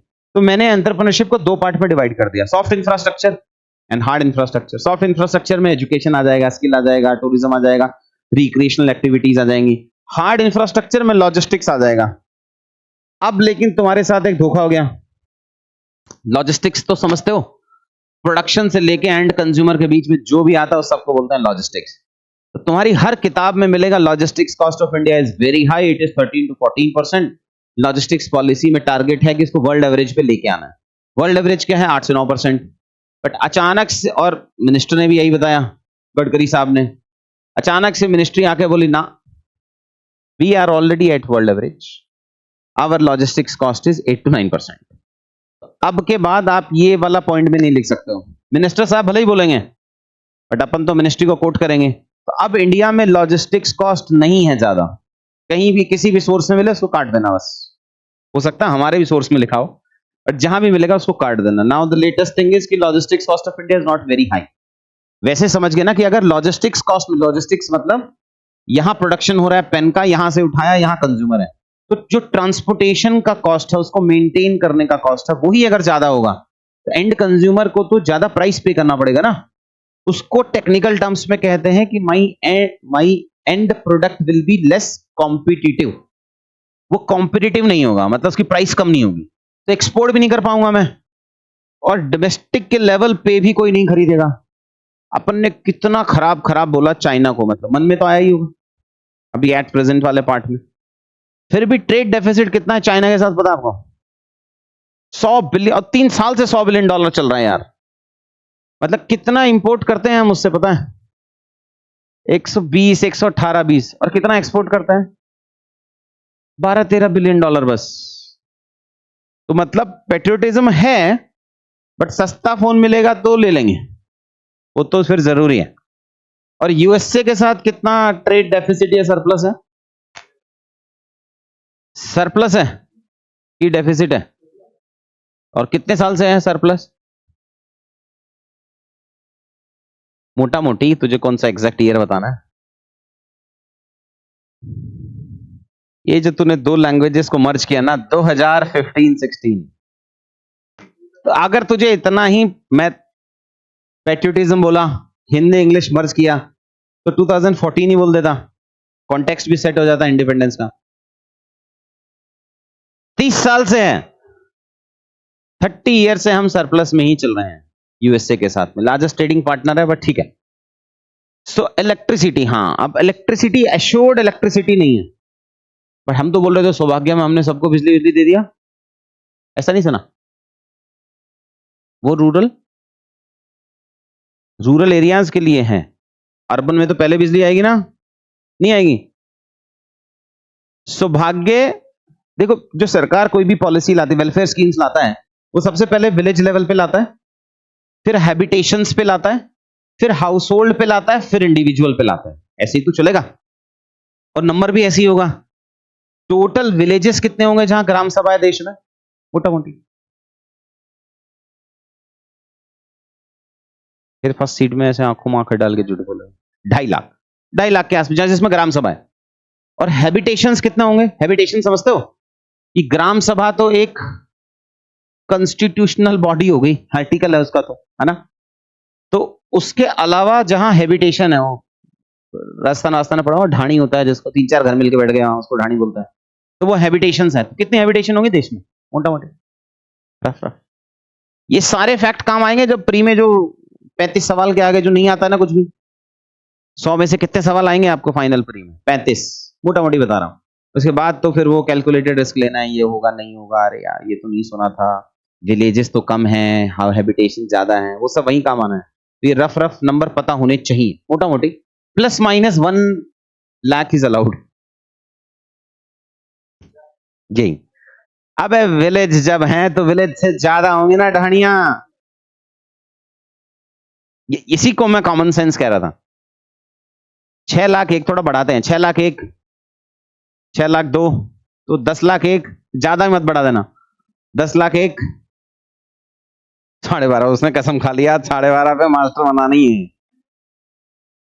जब 12.5 मैं वो बता रहा हूं, भाई तो इतना पीछे लैग में क्यों चल रहा है? इस पूरी हवा में ही कुछ ऐसा है क्या? तू ही कर रहा है सब कुछ।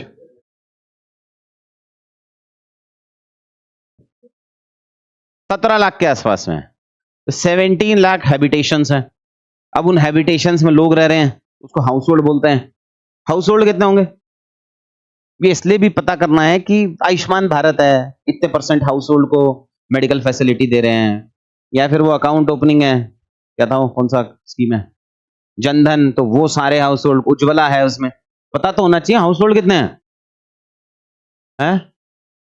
20 करोड़। एक फैमिली में कितना कंसिडर होता है, कितने लोगों की फैमिली इन जनरल बोला जाता है? 5 था यार, 4 कब हो गया? ऐसे 4-5 में ना 20 करोड़ ऊपर नीचे हो रहे हैं मेरे, तो 25 crore house hold in general है, उसको 5 से मल्टीप्लाई करते हैं तो 125 करोड़ के आसपास में आ जाता है। तो 25 करोड़ हाउस होल्ड हो गए, और फिर इंडिविजुअल पे आता है। तो कोई भी scheme, usually welfare scheme, government पहले विलेज लेवल पे लाती है, फिर हैबिटेशन लेवल पे लाती है, फिर हाउस होल्ड लेवल पे आती है नॉन। तो हैबिटेशन लेवल्स तक इलेक्ट्रिसिटी पहुंच गया है, हाउस होल्ड लेवल तक नहीं पहुंचा है। तो 3 करोड़ हाउस होल्ड्स हैं जहां मोटा मोटी बिजली नहीं है। तो एक चैलेंज यहां पे डाल सकते हैं अपन। लैंड, लेबर, कैपिटल, एंटरप्रेन्योरशिप हो गया। बस क्या 3-4 पॉइंट बनाने हैं। एफडीआई क्यों नहीं आ रहा है, एमएसएमई क्या चैलेंज है? तो भैया ग्लोबल अनसर्टेनिटी चल रहा है, एक्सपोर्ट नहीं हो पा रहा है हमारा। अब एक्सपोर्ट एक, हम क्यों बोलते हैं इंडिया को एक्सपोर्ट करना ही क्यों है? क्या इकोनॉमिक सिग्निफिकेंस है एक्सपोर्ट का? नंबर के टर्म से समझाओ बस। फॉरेक्स क्यों चाहिए हमें?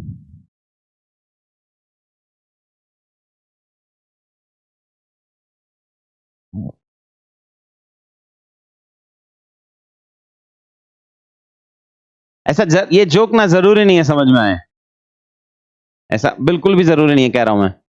हम कितना इंपोर्ट करते हैं गुड्स का,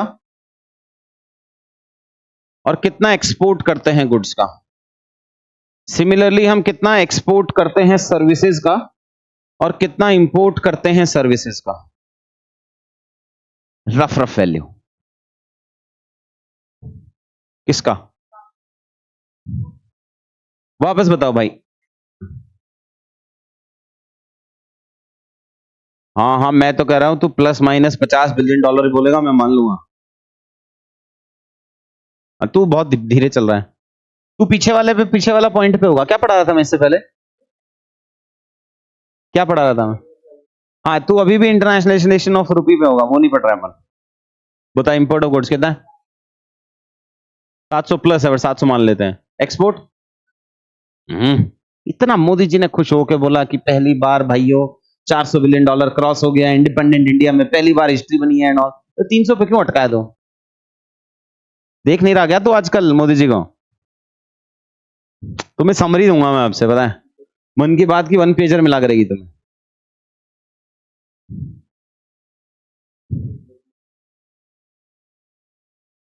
$400 कर लेते हैं, चलो।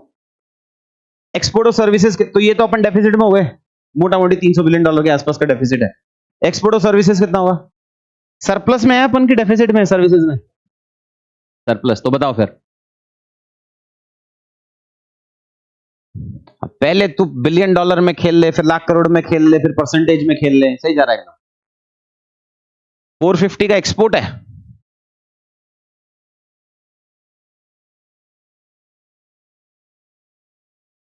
बोलो भाई। 600-700 का एक्सपोर्ट है, क्या बात कर रहा है? फिर तो बहुत खुश हो जाएंगे हम। 350 और इंपोर्ट 200। तो यहां 300 का माइनस, यहां 150 का प्लस, बचा हुआ का क्या करते हैं? बचा हुआ 150 कहां से आ रहा है हमारे पास? बचे हुए 150 के लिए बैलेंस ऑफ पेमेंट का स्ट्रक्चर याद करो। उसमें याद करो कि लेफ्ट हैंड साइड में मर्केंडाइज, एक्सपोर्ट और इंपोर्ट वहां खत्म हो जाता है, सर्विसेज, एक रेमिटेंसेज आता है। तो 125, 30, 35 तो वहां से ले लेते हैं अपन, फिर एफडीआई करा लेते हैं, तो वहां से आ जाता है। तो थोड़ा सरप्लस बन के अपन 600 के आसपास में फॉरेक्स रिजर्व अपन ने मेंटेन कर रखा है। तो ये एक्सपोर्ट इंपोर्ट का रफ नंबर है। अब सोचो आउटसाइड वर्ल्ड मर गया, तो इन सबको जोड़ना जरा, कितना बनाए?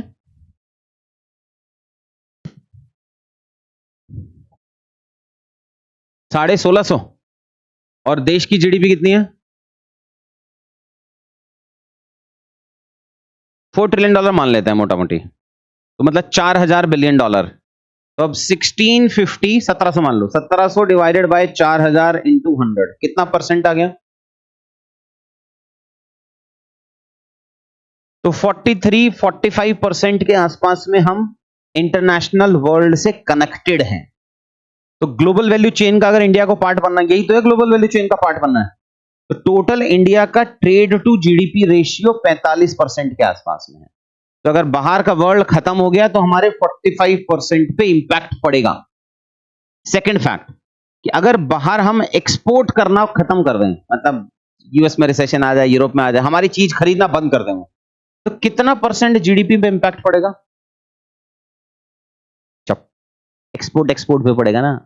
एक्सपोर्ट कितना हुआ total? Export of goods and services कितना हुआ? जोड़ ले, 750 डिवाइडेड बाय 4000 इंटू 100 कितना आया?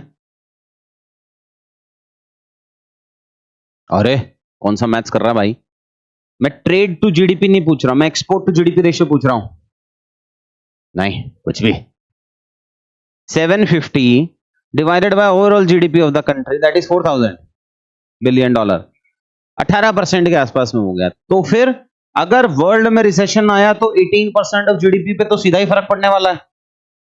एक्सपोर्ट करके बेच रहे हो ना किसी को, अगर उसकी बाइंग पावर ही नहीं है तो इंपैक्ट आ जाएगा। तो अगर ये रशिया यूक्रेन वॉर होगा तो क्या इंडिया इंपैक्ट होगा? होगा, because 45% of our economy is connected to global world order and our export to GDP ratio is 17-18%।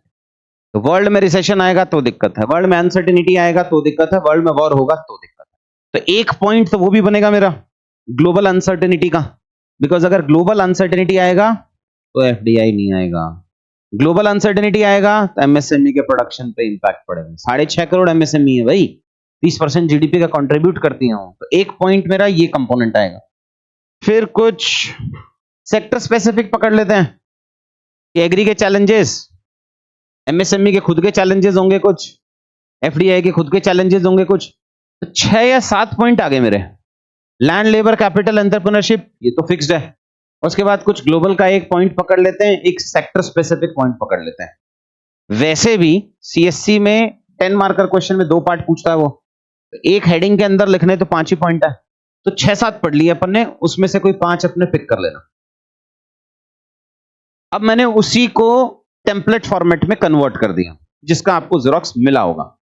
कि जब मैं पहली बात करता हूं तो लैंड मतलब रेगुलेटरी इश्यू, तो एक करप्शन का, और ये मेरे किसी काम का नहीं है जब आप पॉइंट लिखोगे, तो ये सिर्फ याद करने के लिए है। सब हेडिंग आपकी यही जाएंगी। करप्शन, तो करप्शन परसेप्शन इंडेक्स का वो डाल सकते हो आप, रैंकिंग। एक करप्शन का प्रॉब्लम है, क्लियरेंस का प्रॉब्लम है, कुछ होगा तो मर्ज कर देना, करप्शन एंड क्लियरेंसेस, वो आपकी मर्जी है। एक पॉइंट होगा कॉन्ट्रैक्ट एनफोर्समेंट का, एक होगा आईपीआर एंड आरएनडी का, एक होगा access to credit public investment का, इसको छोड़ देते हैं। एक होगा low investment in soft infrastructure, ये सीधा पॉइंट लिख लेना, skill deficit, skill gap, less formal skilling. तो फिर इंडिया का डेटा डालेंगे तो पढ़ेंगे 5% है इंडिया, फिर उसको कंपेयर करना पड़ेगा अपने को कुछ इंटरनेशनल कंट्रीज से, तो एक कोरिया वोरिया पढ़ाऊंगा कि वहां 95% है ना, मतलब बहुत आगे तक जाना है। अभी जो तुम देख रहे हो कि इतना ही है, इतना नहीं है। फिर कुछ अनसर्टेनिटी कर लेंगे। सेकंड काम क्या है, तुम्हारे पास है 3-4 मिनट, तुम्हें इससे ये रटना है और फिर इसको एग्जाम में नहीं लिखना है बस, तो इसको रट लो।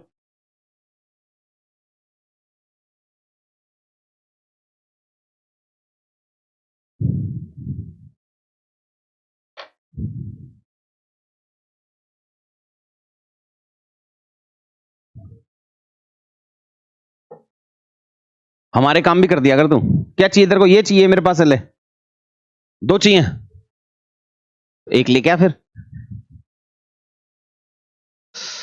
पता मत, जाने दे, तो वैसे घूम के आना है, यहां रख देते हैं उसको, आके ऐसे फीलिंग होनी चाहिए कि हाँ वो है, बट हाँ बताएंगे नहीं उसको।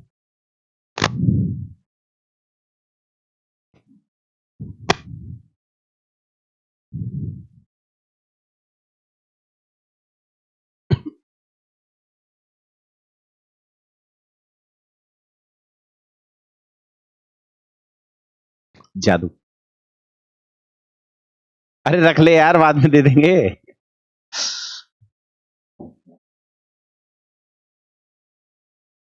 तेरे साथ एक और बच्चा भी तो आता था जो तुम दोनों बड़े प्यार मोहब्बत से बातें करते थे, यही था, व्हाइट शर्ट। तब से अब तक तो वाइट वाइट कपड़ों में ही आ रहा है, बिकॉज मुझे याद ही ये था कि एक इस लड़के की किसी वाइट कलर के कपड़े पहनने वाले लड़के से इश्यू है। वैसे तो देख,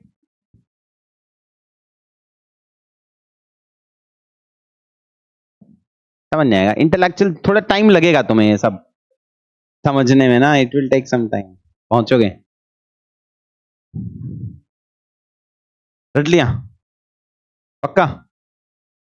बंद कर फिर लिख, उसी के पीछे लिख ले, कहीं भी लिख सकता है, ऐसा कुछ प्रेशर नहीं है, बट हाँ बिना चीटिंग के लिखेंगे।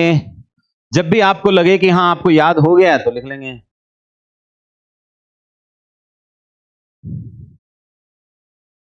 टेलीग्राम पे शेयर करता हूं आज का होमवर्क, लिखो 5 सिनोनिम 5 एंटोनिम, जैसे पिट्स के लिए बनाया था ना। हाँ 5 positive 5 negative of this only.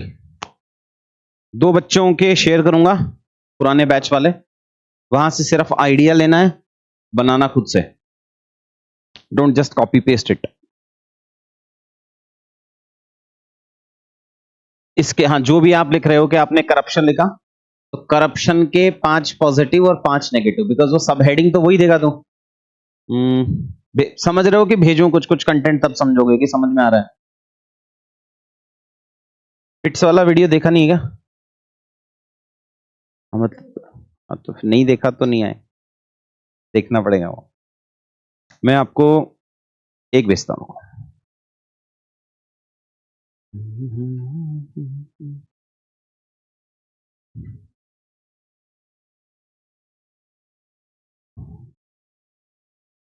मुझसे ये करवा के जाना कि आज मुझे पीवाईक्यूज में पिट्स और पीवाईक्यूज में मैक्रो इकोनॉमिक 3-3 क्वेश्चंस में जो बच्चों ने ऑलरेडी तुम्हारे पिछले बैच ने लगाए थे, उनके हैंडआउट शेयर करूंगा मैं आपके साथ में। समझ गए कि 2024 के 3 क्वेश्चन जिसमें पिट्स लग रहा हूं, और 2024 के 3 ऐसे क्वेश्चन जिसमें मैक्रो इकोनॉमिक लग रहा हूं, और उसका आंसर भी, नॉट ओनली क्वेश्चन बट उसका 1 पेजर आंसर जैसे आपने फिल किया, तो वो मैं 2 बच्चों के भेज दूंगा, 2 बच्चों के पिट्स और 2 बच्चों के मैक्रो इकोनॉमिक, ये मेरे से करवा के देना। I last Arvind actually to do, ठीक है। अब मुझे हल्का सा, अब जब तुम पॉजिटिव लिखोगे तो जैसे आपने लिखना है कहीं इन्वेस्टमेंट, पब्लिक इन्वेस्टमेंट होगा या कुछ और होगा जो आपको लिखना है, तो उससे रिलेटेड कुछ कुछ कंसेप्ट्स हैं जो मैं चाह रहा हूं हल्का हल्का पढ़ लेते हैं अपन। इस कंसेप्ट को हम कहते हैं वर्चुअस साइकिल ऑफ इन्वेस्टमेंट।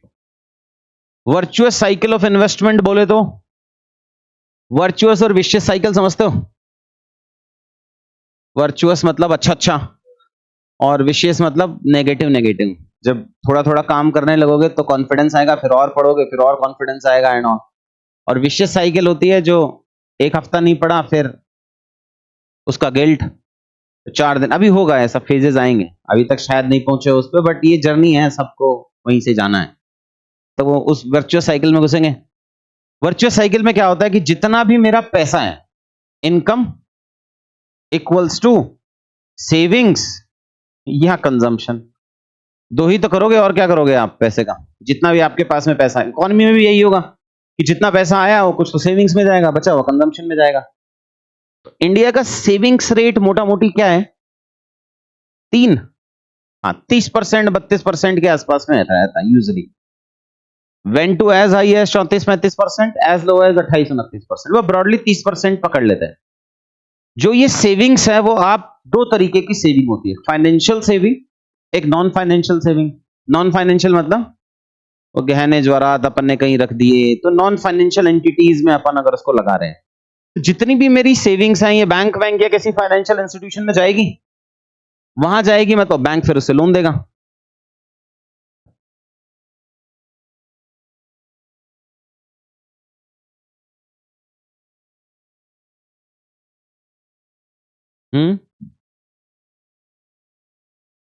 और बड़ा, और बड़ा हैबिटेशंस के बराबर कर दें, 16, हाँ उतना था बस, छोटा ही है। तो इन्वेस्टमेंट, जितनी सेविंग्स हैं वो इन्वेस्टमेंट में ट्रांसलेट हो जाती है मोटा मोटी, बट सेविंग्स रेट कम है और इन्वेस्टमेंट का रेट ज्यादा है, तो बचा हुआ पैसा कहां से लाते हैं? एफडीआई से आता है। तो अगर इंडियन इकोनॉमी में उतना पैसा नहीं है कि इन्वेस्टमेंट की सारी डिमांड सेविंग्स फुलफिल कर पाए, तो अपन बाहर से पैसा लेके आते हैं, जिसको अपन एफडीआई कहते हैं। जैसे ही इन्वेस्टमेंट आता है किसी इकोनॉमी में, तो प्रोडक्टिविटी बढ़ेगी।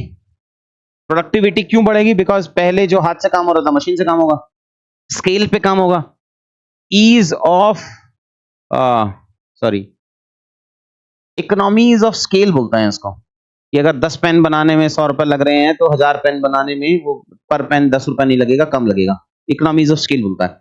सो अगर प्रोडक्टिविटी बढ़ रही है मेरी इन्वेस्टमेंट आने से, तो कॉम्पिटिटिवनेस बढ़ेगा, जो मैंने आपको टर्म बताया था कि सस्ता हो जाना, अच्छी क्वालिटी हो जाना, सबको बोलते हैं कॉम्पिटिटिवनेस। तो कॉम्पिटिटिवनेस बढ़ेगा। अब प्रॉब्लम यह है कि अगर जो ये पेन जो 50 रुपीज में आ रहा था, अब अगर 45 में आएगा, और अगर मैं उसको इंडियन इकोनॉमी में ही बेच दूं, तो भाई मेरा तो कंजम्पशन बढ़ जाएगा ना, और कंजम्पशन बढ़ेगा तो सेविंग अपने आप कम हो जाएगा, because income equals to saving plus consumption. तो फिर क्या करें? इसका मतलब मैं इंडियन इकोनॉमी में नहीं बेचता हूं, मैं नया मार्केट फाइंड करता हूं। तो इसका मतलब मुझे एक्सपोर्ट पे फोकस करना पड़ेगा। तो दिस कॉम्पिटिटिवनेस बढ़ने से I have to increase my exports, I need to find out a new market, because when savings increases consumption will decrease. तो मैंने नया मार्केट फाइंड किया, वहां इसको बेचा, वहां से पैसा कमाया, उस पैसे से कंपनी ने नए जॉब्स बनाए, जो एग्जिस्टिंग एम्प्लॉय थी उसकी इनकम बढ़ाई, उससे परचेजिंग पावर बढ़ी, परचेजिंग पावर बढ़ने से इंसेंटिवाइज करेगा कंपनीज को कि वो फर्दर इन्वेस्टमेंट करें। तो अगर मैंने सेविंग्स रेट को बढ़ा दिया, तो फिर हम वर्चुअस साइकिल ऑफ इन्वेस्टमेंट में चले जाएंगे। This concept will vary from country to country. India में चलता है because Indian economy savings based economy. China में हमसे भी ज्यादा चलता है because Chinese economy is much higher in terms of savings to GDP ratio. USA में नहीं चलता है। यूएसए में चलता है एक लॉ जिसको कहते हैं सेज लॉ, SAYS, सुना है? Supply creates its own demand. Classic example Jio, सबको free free free free free free supply available करा दो, उसके बाद तो डिमांड अपने आप बन ही जाएगा ना। तो डेवलप्ड इकोनॉमीज का अलग मॉडल है, कैपिटलिज्म लेड इकोनॉमी के अलग मॉडल है, इंडिया के अलग मॉडल है, सोशलिस्ट के अलग है, कम्युनिस्ट के अलग है। तो ये वर्चुअस साइकिल ऑफ इन्वेस्टमेंट है। अब ये कंसेप्ट शायद आपने पहली बार पढ़ा हो, but it is very common. Even if you give a heading of virtuous cycle of investment as a sub heading, आप कहीं भी पढ़ रहे हो कि एफडीआई की जरूरत क्यों है एंड ऑल, और आपको लिखना है कि भाई एफडीआई आएगा तो इन्वेस्टमेंट बढ़ेगा, तो उसकी सब हेडिंग लिख सकते हो आप, वर्चुअस साइकिल ऑफ इन्वेस्टमेंट। ये पूरे आगे कोई कहानी समझाने की जरूरत नहीं है, बिकॉज ये बहुत ही कॉमन टर्मिनोलॉजी है इन टर्म्स ऑफ एकेडमिया। और ये कभी भी मत सोचना कि हाँ मेरे कीवर्ड बहुत अच्छे हैं, क्या इवैल्यूएटर को समझ आएगा कि नहीं आएगा। ऐसी गलतफहमी थोड़े दिनों में आने लगेगी हमें, बिकॉज हम अभी 2 महीने मेहनत करेंगे, फिर हमें लगेगा यार ये सब बहुत कॉम्प्लेक्स तो नहीं बना दिया मैंने कि उसको समझ ही ना आए। ऐसा होता है। वो 60-65 साल का बंदा है, 10-15 किताबें लिखी हैं, तभी तो यूपीएससी ने उसको एम्पैनल किया होगा ना कॉपी इवैल्यूएट कराने के लिए। उसकी नॉलेज आपकी, मेरी, हम सब की कंबाइंड नॉलेज से भी ज्यादा होगी।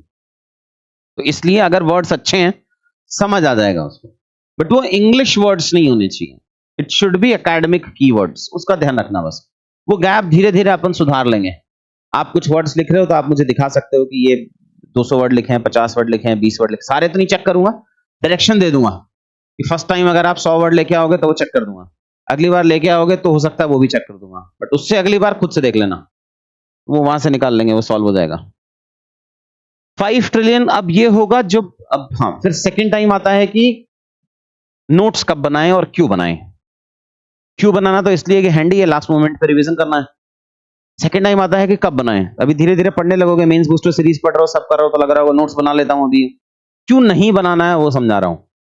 $5 ट्रिलियन इकोनॉमी कैसे बनेगी, तो ये मैं कंसेप्ट समझाऊंगा अब आपको। हो सकता है आप खुद से पढ़ लो, किताब में पढ़ाई होगा, ऐसा कोई नया कंसेप्ट थोड़ी है 5 ट्रिलियन कैसे बनेगा। तो अपन गए कि भैया कुछ डोमेस्टिक में अच्छा करेंगे, कुछ एक्सटर्नल अपॉर्चुनिटीज को हार्नेस करेंगे और कुछ गवर्नमेंट के इंटरवेंशन, ये सब कहानी आ गई। बट मत बना इसको, ये किसी काम का नहीं है तेरे। उसका रीजन बताता हूं, क्योंकि अल्टीमेटली मुझे इसको ट्रांसलेट करके ले जाना है मैक्रो इकोनॉमिक टेम्पलेट में। लेकिन सब कहानियों से जो 10 सवाल लिखे हैं, सवाल तो एक ही आना है, मैक्स टू मैक्स 2 आ जाएगा, एक पॉजिटिव का और एक नेगेटिव का। तो अल्टीमेटली जब आपको नोट्स बनाने हैं 15 जुलाई के बाद, तो वो उसी फॉर्मेट में बनेंगे, उसी टेम्पलेट के फॉर्मेट में दिखने चाहिए मुझे, जो आपको अपन सिखाएंगे। टेम्पलेट अपन एक एक करके कवर कर रहे हैं, तो जैसे जैसे कवर होती चली जाएंगी वैसे वैसे नोट्स बनेंगे। पिट्स बन गया है। अब के बाद किसी का कोई चैलेंज बनाओ आप, तो ई पिट्स पढ़ाया होगा, तो ई पिट्स के हिसाब से बना लेना जब भी मन करे। मेरे हिसाब से 15 जुलाई से पहले आपको नोट्स नहीं बनाने चाहिए, वो नॉलेज ही नहीं आएगा अपना कि अपन बना पाए। आज मैक्रो इकोनॉमी पढ़ लिया तो इंडिविजुअल कंसेप्ट तो आता ही है। $5 ट्रिलियन इकोनॉमी क्या होगा? रेगुलेटरी कोलेस्ट्रॉल को कम करेंगे, क्लियरेंसेस को सिंप्लीफाई करेंगे, टैक्सेशन लॉज को सिंप्लीफाई करेंगे, लेबर में आ जाता है, स्किल्ड लेबर बढ़ाएंगे, फॉर्मल स्किलिंग बढ़ाएंगे, एकेडमी इंडस्ट्री मिसमैच को कम करना है।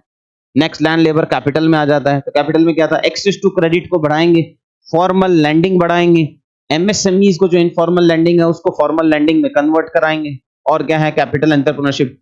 एंटरप्रेन्योरशिप में एजुकेशन वाला, तो एजुकेशन का एक्सपेंडिचर बढ़ाना है, जो भी 4% है वो 6% पे लेके जाना है।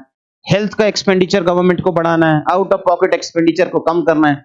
ये सब कंसेप्ट तुमने सुने होंगे, बट प्रॉब्लम यह है कि एग्जाम में उतना टाइम नहीं है कि मैं सोचूं और फिर लिखूं। तो एग्जाम में अगर मुझे टेम्पलेट के फॉर्मेट में लिखना है, तो मेरे नोट्स भी टेम्पलेट के फॉर्मेट में ही होने चाहिए। एमबीएस को कुछ कुछ पार्ट को हमने टेम्पलेट के फॉर्मेट में कन्वर्ट करा है, 1-2 मैं दे दूंगा, बाकी तुम्हें खुद करना है। एमबीएस 1000-1200 पन्ने की है, उसके नोट्स 300-400 पन्ने के होंगे, एमबीएस का टेम्पलेट फॉर्मेट कन्वर्जन। जब मैं 1400 पन्ने 1300 पन्ने के नोट्स दे सकता हूं, तो मैं 300-400 के भी नोट्स दे सकता हूं, ऐसा कोई इशू तो होगा नहीं। बट प्रॉब्लम यह है कि जब तुम अपने खुद के हाथ से नहीं लिखोगे तो सीखोगे नहीं। तो it will be just like अपन ने छोटी लाइब्रेरी बना लिया जो फाउंडेशन के टाइम बनाई थी। किसने वो 1.5 लाख का प्रसाद लिया है, पहले ही बताओ। एक तो लेके ही आ रहा है अभी, ऐसा लग रहा है। हाँ 3। तूने नहीं पढ़ा फाउंडेशन कहीं से? टेलीग्राम वाला है। और कौन यहाँ? एक। अच्छे एक तो पैसा दे रहे हो 1.5-2 लाख रुपए, फिर हाथ भी नहीं उठा रहे हो, ऐसा शर्म आ रही है। ऐसा क्या पैसा दी? 1.5 लाख से कम है सर, 1,45,000 है। बिल्कुल 1.5 लाख नहीं, क्या बात कर रहा हूं। कितने पैसे दिए वैसे? क्या 175? उसमें भी आर्ग्यू कर रही है, देख 1.5 नहीं है, 1.15 था सर बस, ये भी ठीक है। तो वो नोट्स का क्या करते हो आजकल तुम? वो जो उस टाइम जब शुरू में बैठे होगे, जो सुबह पता नहीं जो भी टाइमिंग्स होगा, एक तो टाइमिंग्स फाउंडेशन क्लासेस के बहुत अच्छे होते हैं, तो लगता होगा कि आप बस 3 महीना क्या करते हो नोट्स का? सच में तूने तो फाउंडेशन ज्वाइन नहीं करा था, दूसरे के नोट्स बेचाया तू।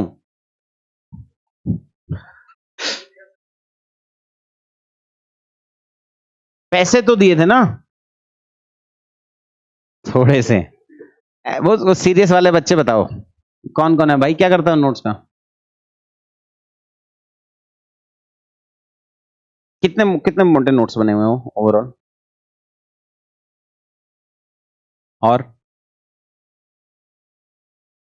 रिवीजन कर लेते हैं। तू ये यहाँ गलती होगी मेरे से, हाँ बोल।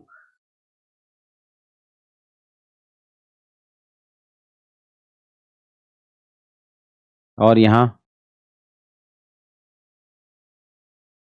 उसकी और समरी नोट्स बना दिए हैं। तो थोड़े दिनों बाद तो मुझे भी ऐसा ही बोलोगे अगर तुम अभी से नोट्स बनाओगे। मुझे अपनी इज्जत प्यारी है, तुम्हारा टाइम तो एक्स्ट्रा है, मुझे पता ही है। तो दिक्कत ये है कि अब तुम शॉर्ट नोट्स बनाओगे, फिर मैं बोलूंगा मुझे टेम्पलेट के फॉर्मेट में चाहिए, फिर तुम नहीं बनाओगे या तो फिर रिजल्ट नहीं आएगा, तो मेरा वैसे फेलियर हो जाएगा। और या फिर तुम मुझे बोलोगे पहले नहीं बता सकता था। तो जितने ट्रांसपेरेंट वे में और मैं तुम्हें एग्जाम्पल दे के समझा सकता था, मैंने समझा दिया। अभी 15 जुलाई तक आपके नोट्स बनाने का कोई लॉजिक नहीं है। 15 जुलाई क्यों? बिकॉज तब तक मैं first round of QEP cover करा दूंगा पूरा, मोटा मोटी सारी टेम्पलेट कवर होगी होंगी, जो कंटेंट पढ़ना है वो कवर हो गया होगा। उसके बाद में हम नोट्स बनाएंगे और फिर वीकेंड पे क्लास टेस्ट देंगे, वो ज्यादा फ्रूटफुल है, वरना वेस्ट ऑफ टाइम है। जैसे आप कोई नोट्स बना रहे हो कि भैया एफडीआई की जरूरत क्यों है, तो ये कंसेप्ट भी तो समझने हैं ना। जब तक ये कंसेप्ट हमारे पास में नहीं आए, और ये एक बार में समझ में नहीं आएंगे, 1-2 बार देखोगे तब समझ में आएंगे कि इवोल्यूशन कैसे हुआ था इंडियन इकोनॉमी का, कब अच्छा फेज था कब खराब फेज था।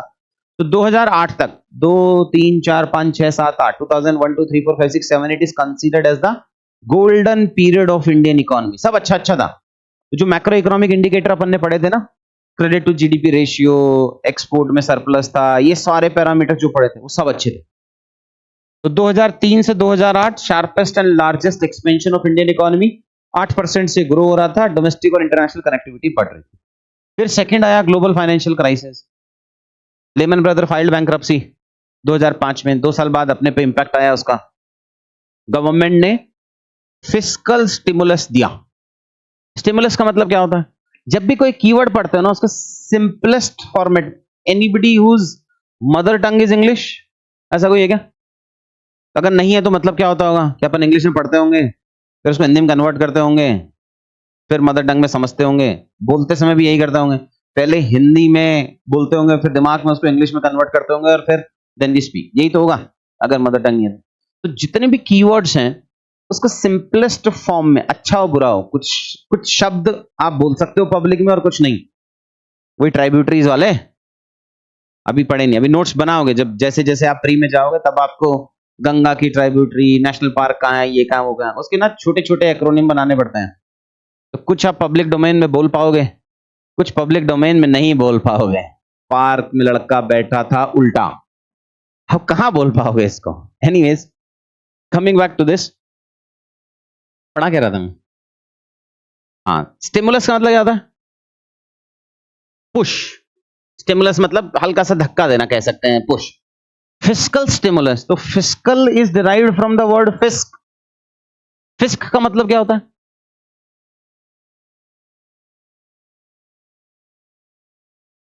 फिस्क का लेमन टर्म में मतलब होता है पर्स, गवर्नमेंट का पर्स। तो गवर्नमेंट के पर्स क्या क्या है? 2-3 अकाउंट बना रखे हैं उन्होंने अपने, consolidated fund of India, public account fund of India, तो सीएफआई, पीएफ और प्रेसिडेंट वाला इमरजेंसी फंड। इन सब से अगर कोई पुश दे रहा है गवर्नमेंट, तो उसको कहते हैं फिस्कल स्टिमुलस। तो गवर्नमेंट ने रिसेशन को ओवरकम करने के लिए फिस्कल स्टिमुलस दिया। अब अलग अलग तरीके से दिया कि गवर्नमेंट ने बोला एमजी नरेगा में कुछ पैसा दे देते हैं, तो एमजी नरेगा आ गया। वेलफेयर स्कीम में कुछ पैसा दे देते हैं तो अलग हो गया। हर government, every government adopted different models to stimulate their economy. US ने क्या किया, डेवलप्ड इकोनॉमी ने, कि 0% इंटरेस्ट रेट पर लोन देना स्टार्ट किया, तो वहां की कंपनीज ने बोरो किया, थोड़ा एक्सपेंशन हुआ। इंडिया में ये हुआ। चाइना में क्या मॉडल आया था कि चाइना ने इंफ्रास्ट्रक्चर में इन्वेस्टमेंट करना स्टार्ट किया, जितना भी पैसा इंफ्रास्ट्रक्चर की कंपनी को देते हैं ताकि इंफ्रा तो बन जाए कम से कम। तो different country adopted different fiscal stimulus का मॉडल।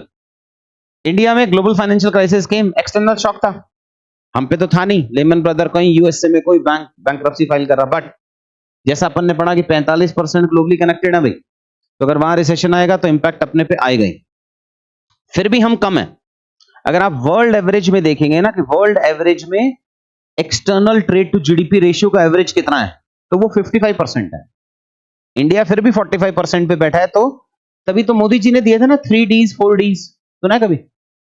मोदी जी ने 3D का वो फॉर्मूला नहीं दिया था, डेमोग्राफी, डिमांड और क्या था, डेमोक्रेसी, और फिर उसको बढ़ा के एक और डी दे दिया था, decisiveness, decision making power and all.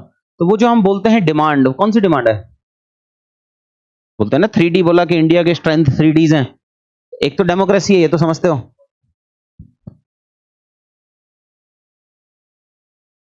सब mother and father and brother and sister सब अपनी है।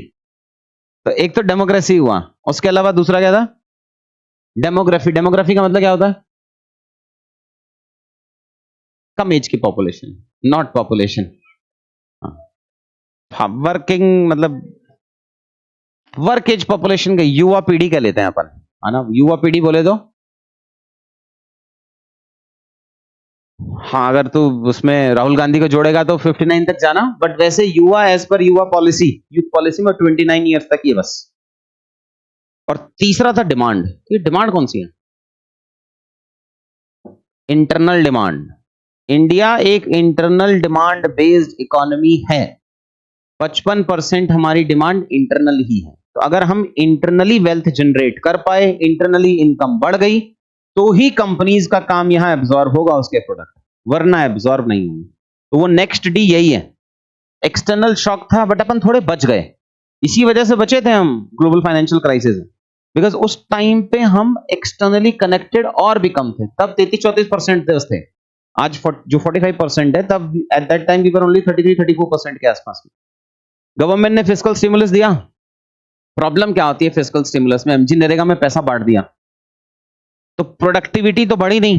Let's give you one example कि एक इकोनॉमी में 100 रुपए हैं और 2 पेन बन रहे हैं बस। What is the price of the pen? 50 bucks। ना government distributed money, government infused money 10 rupees extra, तो 110 रुपीज, बट प्रोडक्टिविटी नहीं बढ़ाई। पेन अभी भी उतना ही है। एमजी नरेगा में अभी भी अनस्किल्ड काम होता है बस, है ना, मशीन वाला काम तो अलाउड ही नहीं है। रूरल एरियाज में अनस्किल्ड वर्क करना है तो कोई भी कर सकता है, हम भी जाके कर सकते हैं। रूरल में जाना है और अनस्किल्ड होगा, मशीन से नहीं होगा, बस यही कंडीशन है। तो अब नया प्राइस क्या हो गया इसका? 110 रुपीज हो गया। 100 पहले था, 10 इंफ्यूज कर दिया। अब नया प्राइस क्या हुआ? 55 हो गया। तो उसी को तो इन्फ्लेशन कहते हैं। General increase and rise of prices is known as inflation. तो जीएफसी में because government give fiscal stimulus but timely वो एक्स्ट्रा पैसा निकाला नहीं। टेक्निकल टर्म्स में उसको कहते हैं कि sterilisation operations were not done at the right time. ये मैं तुम्हें समझा रहा हूं कि इकोनॉमिक्स कैसे होती है और एक इंजीनियर जब इकोनॉमिक्स पढ़ता है तो कैसे जुगाड़ करता है। यही फर्क है बस। जो तुम्हें आम भाषा समझनी है वो यही समझनी है। इकोनॉमिक्स तो बहुत डिफिकल्ट है नहीं, बट वो जब तक उसको कॉमन लेमन टर्म्स में नहीं तोड़ोगे तो नहीं आएगा समझ में। हाई इन्फ्लेशन आया, उससे पढ़ा अपन ने कि 2011, 12, 13 में फिर इन्फ्लेशन बढ़ने लगा, डबल डिजिट में चला गया। फिर मोदी जी आए तो कम हुआ। क्योंकि दो चीजें हुई कोइंसिडेंट। एक तो मोदी जी आए तो पॉलिसी स्टेबिलिटी आई, लोगों को ट्रस्ट आया, और दूसरा ग्लोबली जो क्रूड ऑयल के प्राइसेस बढ़ रहे थे वो कम हो गए। तो वो कोइंसिडेंस हो गया, क्रूड ऑयल प्राइसेस इंटरनेशनली बढ़ रहे थे। शॉर्ट रिवाइवल आया 2014 से 17 लगा लो या 18, 19 तक लगा लो। इंडिया में लोगों के पास पैसा बढ़ने लगा तो कंजम्पशन लेड ग्रोथ था, वो इन्वेस्टमेंट लेड ग्रोथ नहीं था। कंजम्पशन मतलब वही इनकम इक्वल्स टू कंजम्पशन और सेविंग। तो सेविंग से होके इन्वेस्टमेंट होके वो साइकिल नहीं घूम रही थी, अपनी कंजम्पशन वाली साइकिल घूम रही थी। Because first time the middle class got money. जैसा ही पैसा आया तो अपन ने थोड़ा थोड़ा बर्न करना स्टार्ट किया, कंजम्पशन लेड बूम। तो हल्का हल्का, which is not good but ठीक था, शॉर्ट टर्म के लिए रिवाइवल के हिसाब से ठीक था। फिर गवर्नमेंट ने इकोनॉमी में कुछ रिफॉर्म्स कर दिए। उन रिफॉर्म्स, टीथिंग इश्यूज बोलते हैं इसको, कि अगर शॉर्ट टर्म के लिए अगर रिफॉर्म्स बहुत बड़े हैं, स्ट्रक्चरल रिफॉर्म्स हैं, शॉर्ट टर्म के लिए जो इश्यूज आते हैं उसको बोला जाता है टीथिंग इश्यूज। तो जब डीमोनेटाइजेशन हुआ, जीएसटी आया, तो कुछ कुछ टीथिंग इश्यूज हुए। इसकी शक्ल ही मुझे, मैं जेएनयू से वापस आया हुआ बंदा हूं, मैं 6 महीने ही गया था बस। वहां लुक्स ही ऐसे दे रहा, कैसे बड़ाई कर रहा है ये, इसको ये बोलना ही नहीं चाहिए। इंटरनेशनल रिफॉर्म, इकोनॉमिक रिफॉर्म्स आए तो टीथिंग इश्यूज आए, बड़े स्ट्रक्चरल रिफॉर्म्स में। पोस्ट इंडिपेंडेंस के बाद सबसे बड़े स्ट्रक्चरल रिफॉर्म्स अगर होंगे तो थोड़ा तो इश्यू आएगा। स्लो डाउन और रिसेशन आया, साइक्लिकल डाउनटर्न। तो आपने शायद बिजनेस साइकिल पढ़ा होगा, प्री में पढ़ा है कुछ, कि पहले एक्सपेंशन आता है, फिर कॉन्ट्रैक्शन आता है, फिर एक्सपेंशन आता है, फिर कॉन्ट्रैक्शन आता है। उसको बिजनेस साइकिल कहते हैं। ऑटोमेटिकली बढ़ता है, फिर वो एक्स्ट्रा हो जाता है, फिर कम हो जाता है। तो अब जो रिसेशन, शॉर्ट रिवाइवल के बाद जो कोविड ओविड के टाइम पे जो गड़बड़ हुई थी उसको बोलते हैं साइक्लिकल डाउनटर्न। अब वर्ल्ड में ही खराब वाला फेज स्टार्ट हो गया था। स्ट्रक्चरल रिफॉर्म्स कर दिए थे सरकार ने कुछ कुछ, फिर कोविड का लॉकडाउन लग गया, फिर मेल्टडाउन और खराब हो गई इकोनॉमी। पब्लिक सेक्टर का इन्वेस्टमेंट कम हो गया। क्यों कम हो गया? सरकार के पास पैसा ही नहीं था। तो जब होगा, जितना पैसा था वो कोविड के टाइम पे वैसे ही दे दिया उन्होंने, और ग्लोबल अनसर्टेनिटीज बढ़ गए। तो ये इंडियन इकोनॉमी का रिवाइवल है। अब क्या इस पे सवाल आएगा? नहीं आएगा, बट क्या हमें पता होना चाहिए? हाँ, बिकॉज ये मैं कहीं भी माइक्रो डायग्राम बना दूंगा, जरूरी थोड़ी चारों फेज बनाने हो, 2 फेज बना देंगे। कहीं भी हॉरिजॉन्टल डायग्राम बना सकते हैं, वर्टिकल डायग्राम बना सकते हैं, कहीं से हम इसके कंसेप्ट यूज कर सकते हैं। तो जब तक ये पूरा नहीं होगा, जब तक आपके नोट्स पूरे नहीं होंगे, सेम टॉपिक को जब आप अपने पर्सपेक्टिव से पढ़ोगे, मान लो आपको लग रहा है हमने एमबीएस पढ़ लिया, ऐसे नोट्स बना लेते, उससे नहीं बनेगी बात। बिकॉज सेम टर्म्स का सिग्निफिकेंस कितना है, क्या ये ज्यादा सिग्निफिकेंट टर्म है कि लेस सिग्निफिकेंट टर्म है, वो खुद से नहीं कर पाओगे यार। तो इसलिए अगर वो सब समझना है तो क्लास के बाद ही नोट्स बनाने पड़ेंगे आपको, उसके अलावा नहीं। समझ गए? हाँ बोल।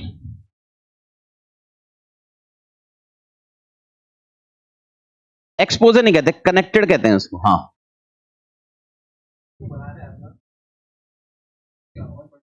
एक्सपोर्ट तो अच्छा ही है ना।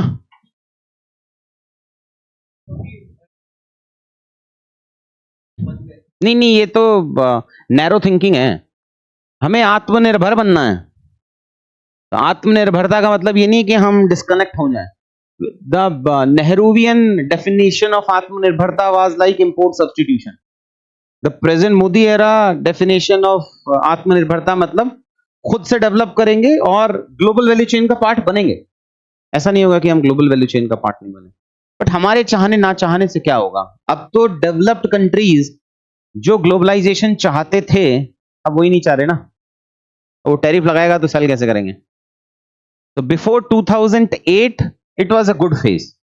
The economies which actually became or take the benefits of globalization, that was only between 1990 to 2008. 2008 के बाद में ये सब उसको बोलते हैं हेडविंड्स। सामने से हवा आ रही है जो जो मुझे टोटल बेनिफिट नहीं लेने दे रही है, उसको कहते हैं हेडविंड्स ऑफ ग्लोबलाइजेशन। तो 2008 के बाद में तो गड़बड़ हो गया। Now the globalisation is considered as a job snatching exercise. हमको बेच देते हैं बस, एक्सपोर्ट वाली एक्सरसाइज। अब थोड़ा अच्छा कंडीसिव एनवायरनमेंट नहीं है। ठीक है, एनी अदर डाउट्स? होमवर्क समझ गए? छोड़ूंगा तो नहीं अभी, अभी तुम्हें एक वापस से आंसर लिखना है एमएसएमई का।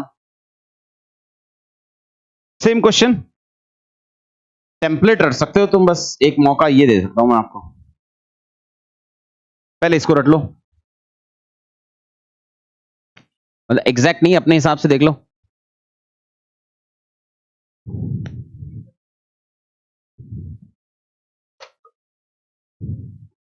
इसी के अंदर, हाँ ये एक काम करते हैं ना, इसी के अंदर लिख लेते हैं, टेम्पलेट के अंदर ही लिख लो।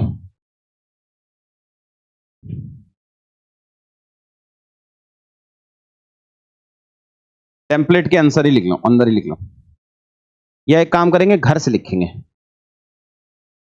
हाँ हाँ हाँ ठीक है, नेक्स्ट क्लास में मिलते हैं। इसी हफ्ते में होगी नेक्स्ट क्लास आपकी। ये वाला फिनिश करा के उसमें मैंने आपको चार चीजें देनी है। 2 बच्चों की पिट्स और 2 बच्चों का मैक्रो इकोनॉमी देना है, और आपको इसके 5 पॉजिटिव और 5 नेगेटिव बनाने हैं। और आप भी ट्राई कर लेना 2024 के क्वेश्चंस में लगा के। हाँ तो मैक्रो इकोनॉमी लगा लेते हैं, आप कहाँ हैं? लगा लेंगे, कोई बात नहीं। ठीक है, सी वाइज।